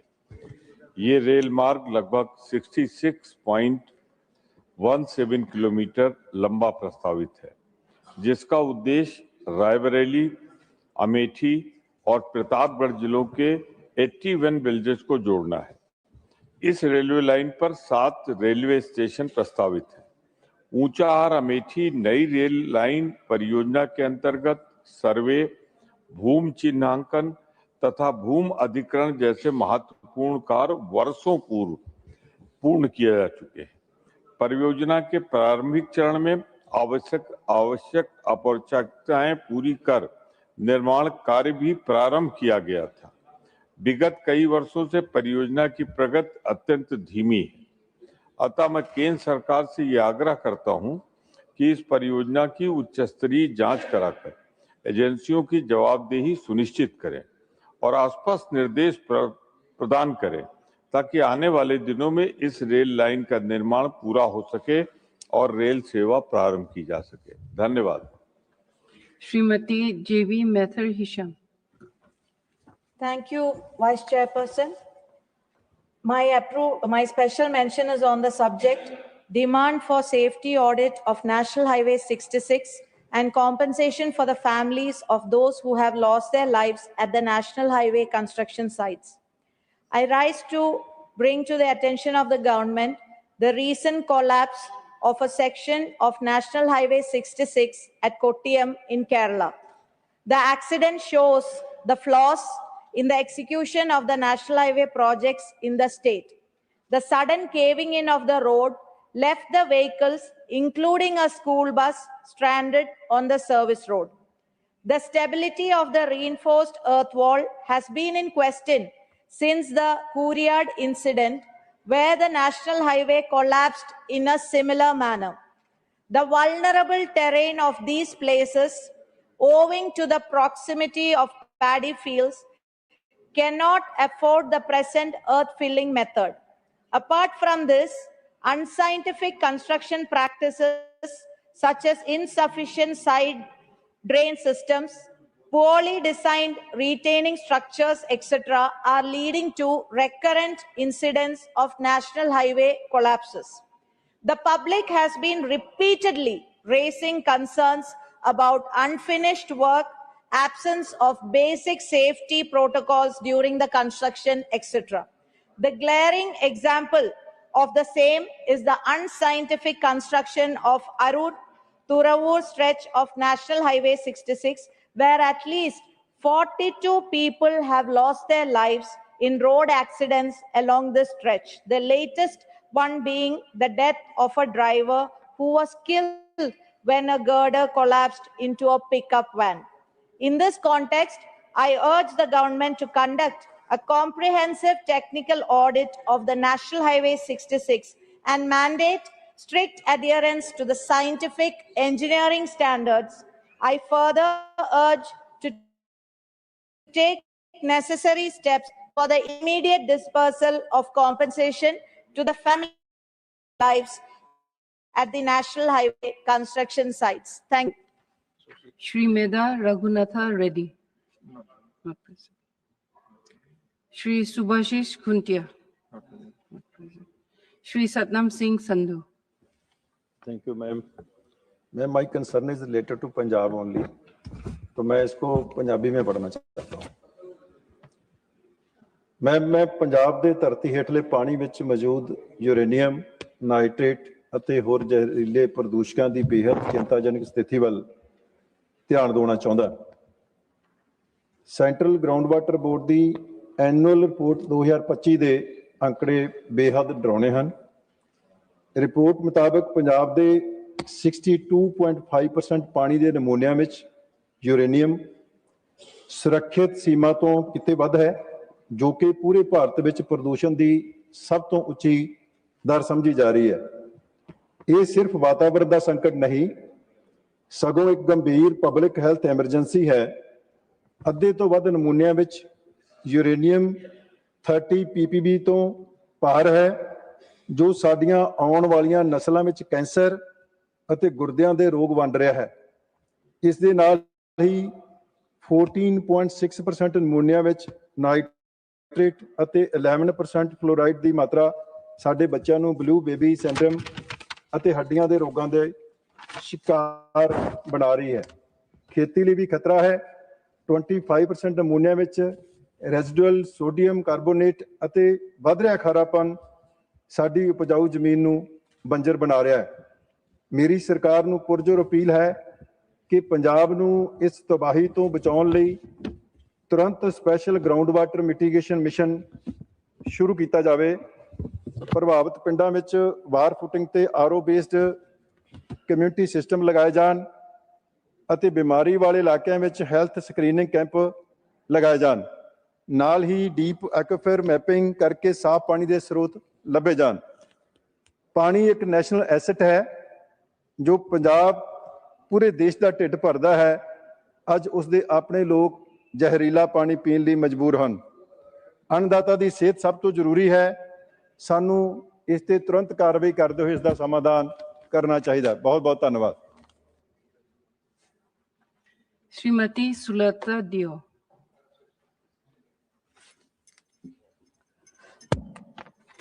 Jai Sri Jagannath. Thank you so much, Honorable Vice Chairperson Madam, for giving me the permission to read out my special mention. The topic is my demand for metro rail project between Bhubaneswar and Cuttack. With your kind permission, I wish to draw the attention of this august house to an important matter relating to the development of Odisha. The need for a metro rail project between Bhubaneswar and Cuttack. Sir, Bhubaneswar and Cuttack are often called the twin cities of Odisha. They are major centers of administration, education, healthcare, commerce, and employment. Every day, lakhs of people travel between these two cities. And the number is increasing rapidly. Due to heavy traffic on the existing roads, commuters face long delays, pollution, and serious safety concerns. Honorable Sir, a modern metro rail system between Bhubaneswar and Cuttack will greatly reduce travel time, easy traffic congestion, and improve the overall quality of urban support.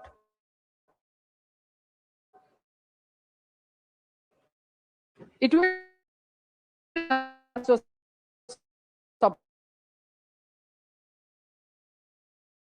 sustainable environment. Sir, future demand. A metro rail network is not only desirable but essential for the long-term development of the capital region of Odisha. Therefore, Honorable Chairman Sir, I request the Union Government to extend full support for the yearly approval, funding, implementation of the Bhubaneswar-Cuttack Metro Rail project. This will benefit lakhs of commuters and contribute significantly to Odisha progress. Thank you so much. Bande Utkal Janani. Shri Tiruchi Siva.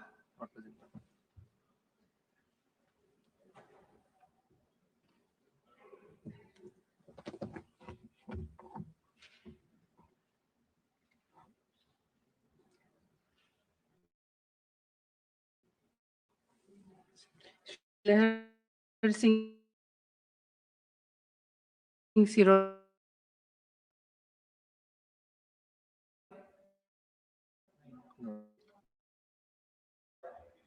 Gujarat के जूनागढ़ शहर के अंदर पुरानी railway line चल रही है। जूनागढ़ बहुत ही ऐतिहासिक और टूरिज्म के हिसाब से भी बहुत महत्व का शहर है। रेलवे लाइन पूरे शहर में से इस तरह से गुजर रही है कि शहर के थिकली पॉपुलेटेड अंदर के एरिया में 7 रेलवे क्रॉसिंग आता है। अगर बाहर का एरिया भी गिन ले तो 11 रेलवे क्रॉसिंग सिर्फ एक छोटे शहर में से गुजर रहे हैं।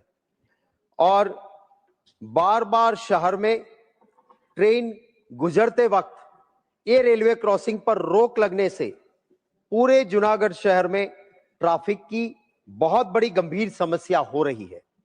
आसानी से जूनागढ़ शहर को बाईपास करते हुए रेलवे क्रॉसिंग को बाईपास करते हुए रेलवे लाइन निकल सकती है। अतः सरकार से मेरा अनुरोध है कि जूनागढ़ शहर में हो रही रेलवे क्रॉसिंग की परेशानियों से शहर रेलवे लाइन जो जूनागढ़ शहर को बाईपास करती हुई निकल जाए और शहर के अंदर रेलवे क्रॉसिंग की दिक्कतें ना रहे, इस तरह की व्यवस्था करें। धन्यवाद महोदय। Dr. V. Sivadasan. Respected Chair, here I am presenting very important issue, need to manage the human-wildlife conflict. The human-wildlife conflict in Kerala is creating lot of hardship to the people. Communities across many regions are facing repeated threats to their life, safety and livelihood due to wildlife entering human-dominated landscape with increasing frequency. The existing provisions of the Wildlife Protection Act 1972 are inadequate to address these contemporary challenges, and timely intervention from the center has become essential. The Wildlife Protection Act, along with its associated rules, protocols, guidelines, and advisories, need to be amended to reflect present-day conditions. Incorporating practical and flexible provisions into the law will allow effective action to protect human life and property while maintaining the ecological balance. Without such updates, the response mechanisms remain constrained and insufficient. Declaring the wild pig as vermin for at least 1 year in Kerala under Section 62 of the Act. The uncontrolled rise in the wild pig population has resulted in severe crop destruction, frequent accidents, and significant hardship for rural households. A legal provision enabling management measures is urgently necessary. Another pressing demand is the eradication of the rhesus monkey from Schedule 1 to 2, enabling site-specific management and mitigation measures.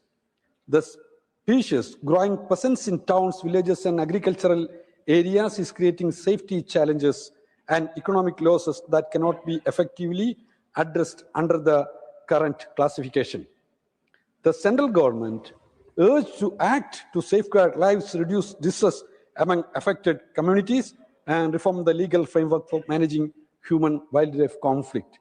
The need to manage human-wildlife conflict is my request. I urge this thing, the central government. Thank you, Madam. Thank you. Dr. John Bittas. Thank you, Honorable Vice Chairperson. Since its inauguration in 2018, Kannur International Airport has emerged as a vital connectivity hub for northern Kerala and southern Karnataka. It serves as a large port for the expatriate population. However, denial of point of call status to Kannur Airport limit its airline operations, curtail capacity, stifle competition, and inflate the prices, and also undermine trade, tourism, and growth. While the new non-metro airport at Mopa in Goa has been permitted to host foreign airlines, Kannur Airport has not been accorded the same opportunity and facility. In its replies to these questions raised on this matter, the Civil Aviation Ministry stated that the entire state of Goa has been designated as a point of call facility state under certain air services agreements, allowing foreign airlines to operate from any airport within Goa. 3 individual airports in Kerala, Calicut, Cochin, and Thiruvananthapuram, are designated as point of calls in specific agreements. This policy requiring separate point of call status for each airport in Kerala is inconsistent with this policy. As such, I urge the government to revisit its stand and grant point of call status to Kannur Airport as well, or permit it to operate foreign airlines in the same manner as is being allowed at Manohar International Airport in Mopa, Goa. Thank you. Dr. Shashmit Patra. Honorable Vice Chairperson, Madam, the subject of my special mention is demand for establishment of a railway wagon technology park at Sitarapalli in Ganjam district of Odisha. Since 2011, the people of Ganjam and South Odisha have awaited the promised wagon factory at Sitarapalli in Ganjam district of Odisha. Railways have clarified that a conventional wagon factory is not feasible as national wagon production already exceeds current demand. While this may rule out the earlier proposal, it should not close the door on these development. Instead, an opportunity to create something more visionary and better aligned with India's evolving freight priorities, a railway wagon technology park. A wagon technology park moves beyond the limits of standard wagon manufacturing. It is an integrated ecosystem combining advanced materials, modern design, digital technologies, prototype development, and specialized wagon manufacturing. Such a center would support the railway's emerging needs, lightweight aluminum wagons, LNG and hydrogen tank wagons, high-speed container wagons for dedicated freight corridors, and sensor-enabled smart wagons for predictive maintenance. These are segments where India's current capacity is limited or nascent, and where future demand is certain to rise. Sitarapalli is particularly suited for this transformation. Odisha's strong aluminium industry, growing investments in green hydrogen and LNG, and proximity to steel and mineral corridors make it an ideal base for next generation rolling stock. The upcoming East Coast DFC further strengthens its strategic relevance. Establishing a wagon technology park at Sitarapalli will finally fulfill a long-standing promise to the people of Ganjam, while positioning South Odisha as a hub for innovation, skilled employment, and future-ready freight infrastructure. I urge the government to look into it. I thank you, Madam Vice Chairperson. Shri Kesri Dev Singh Jalla. Srimati Rekha Sharma. Dr. Bhagwat Karat.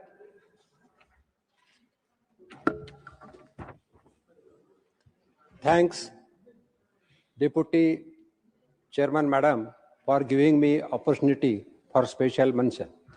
The subject of my special mention is demand to establish an yoga and naturopathy research and medical institute at Chhatrapati Sambhajinagar in Maharashtra.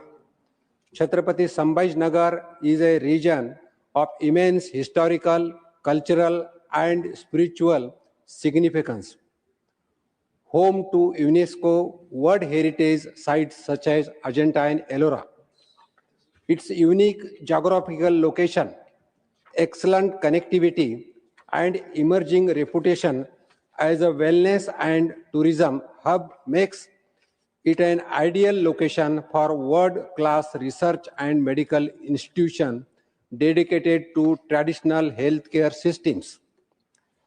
There is a growing national and global demand for trained professionals in yoga and naturopathy, along with a clear need for premier institutions that can integrate education, research, training, and clinical care under one roof.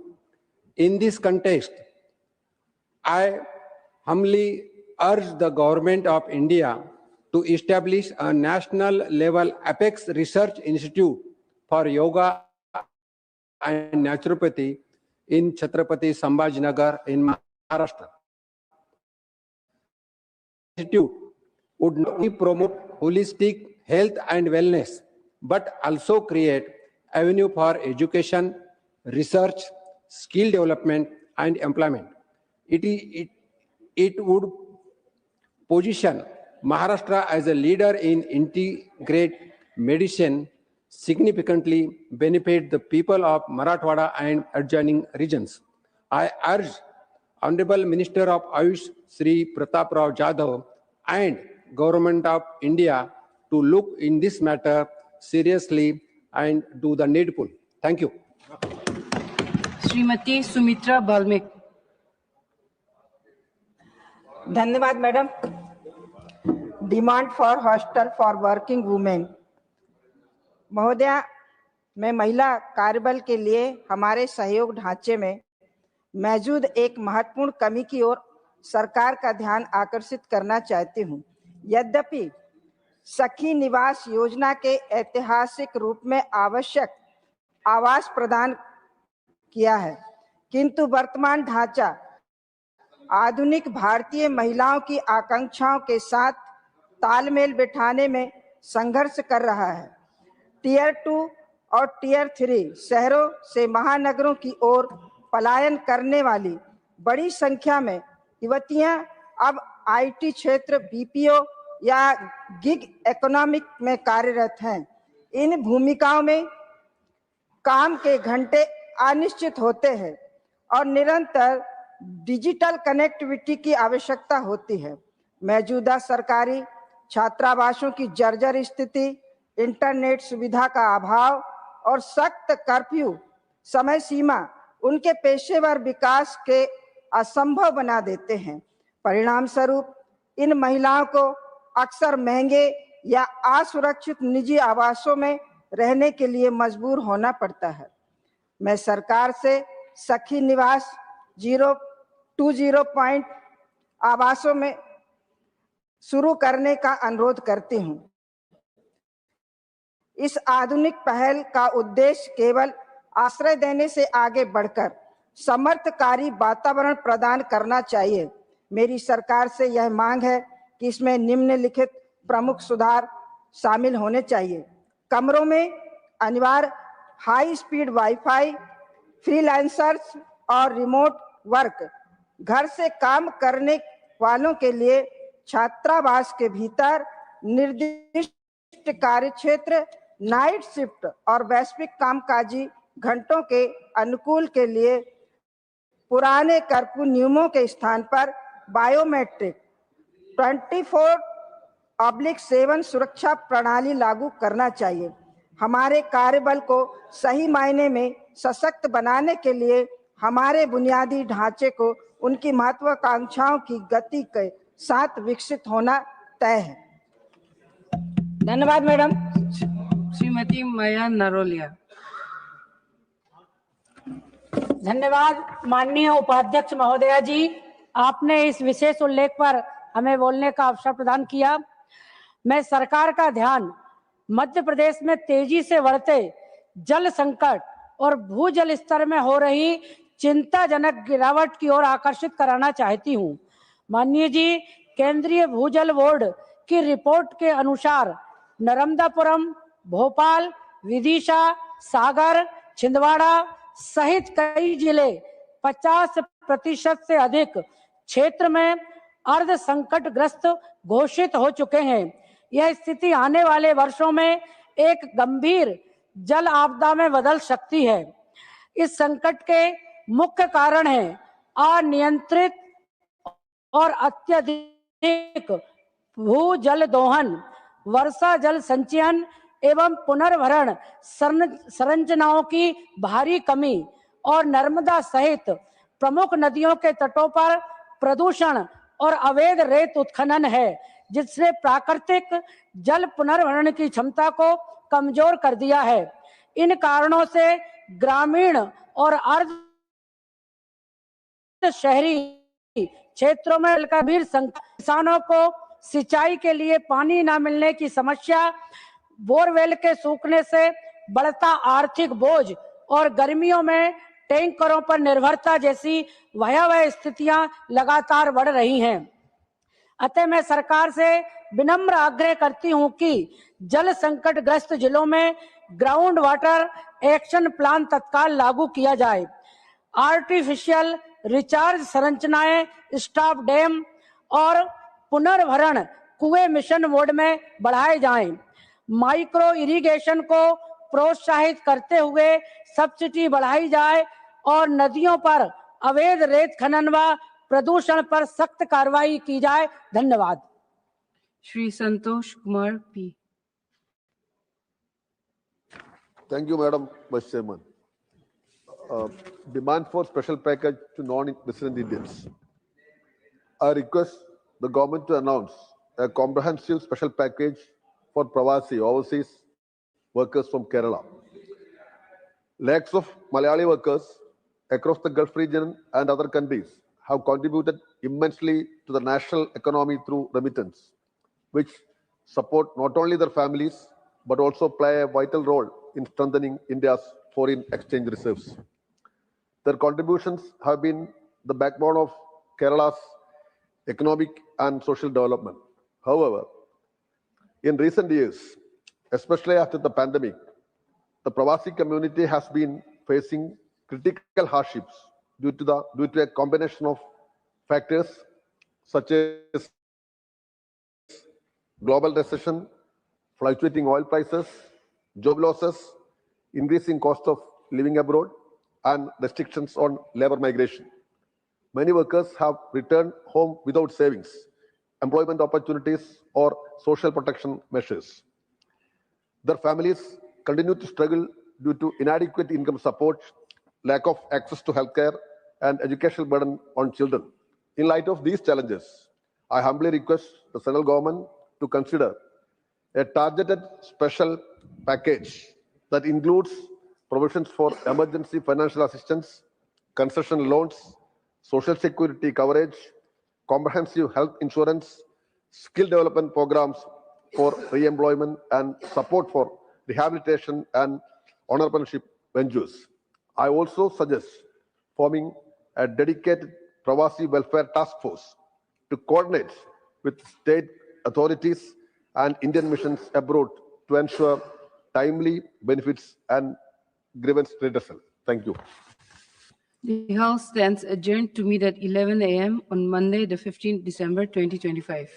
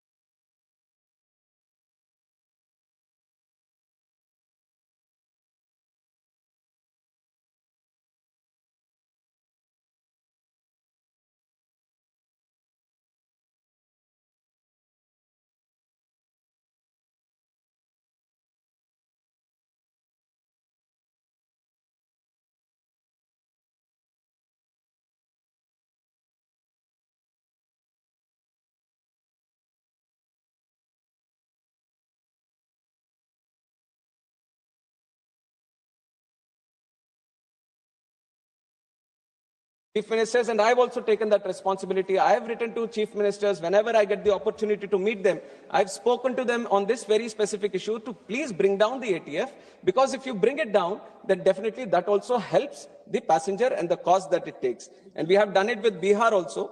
Bihar used to have 29%, but in June 25, they have responded and they have brought in it below 4%.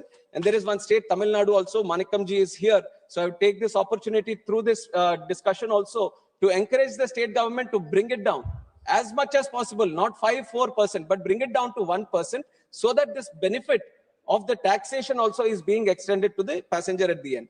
And now this is the ATF. And when it comes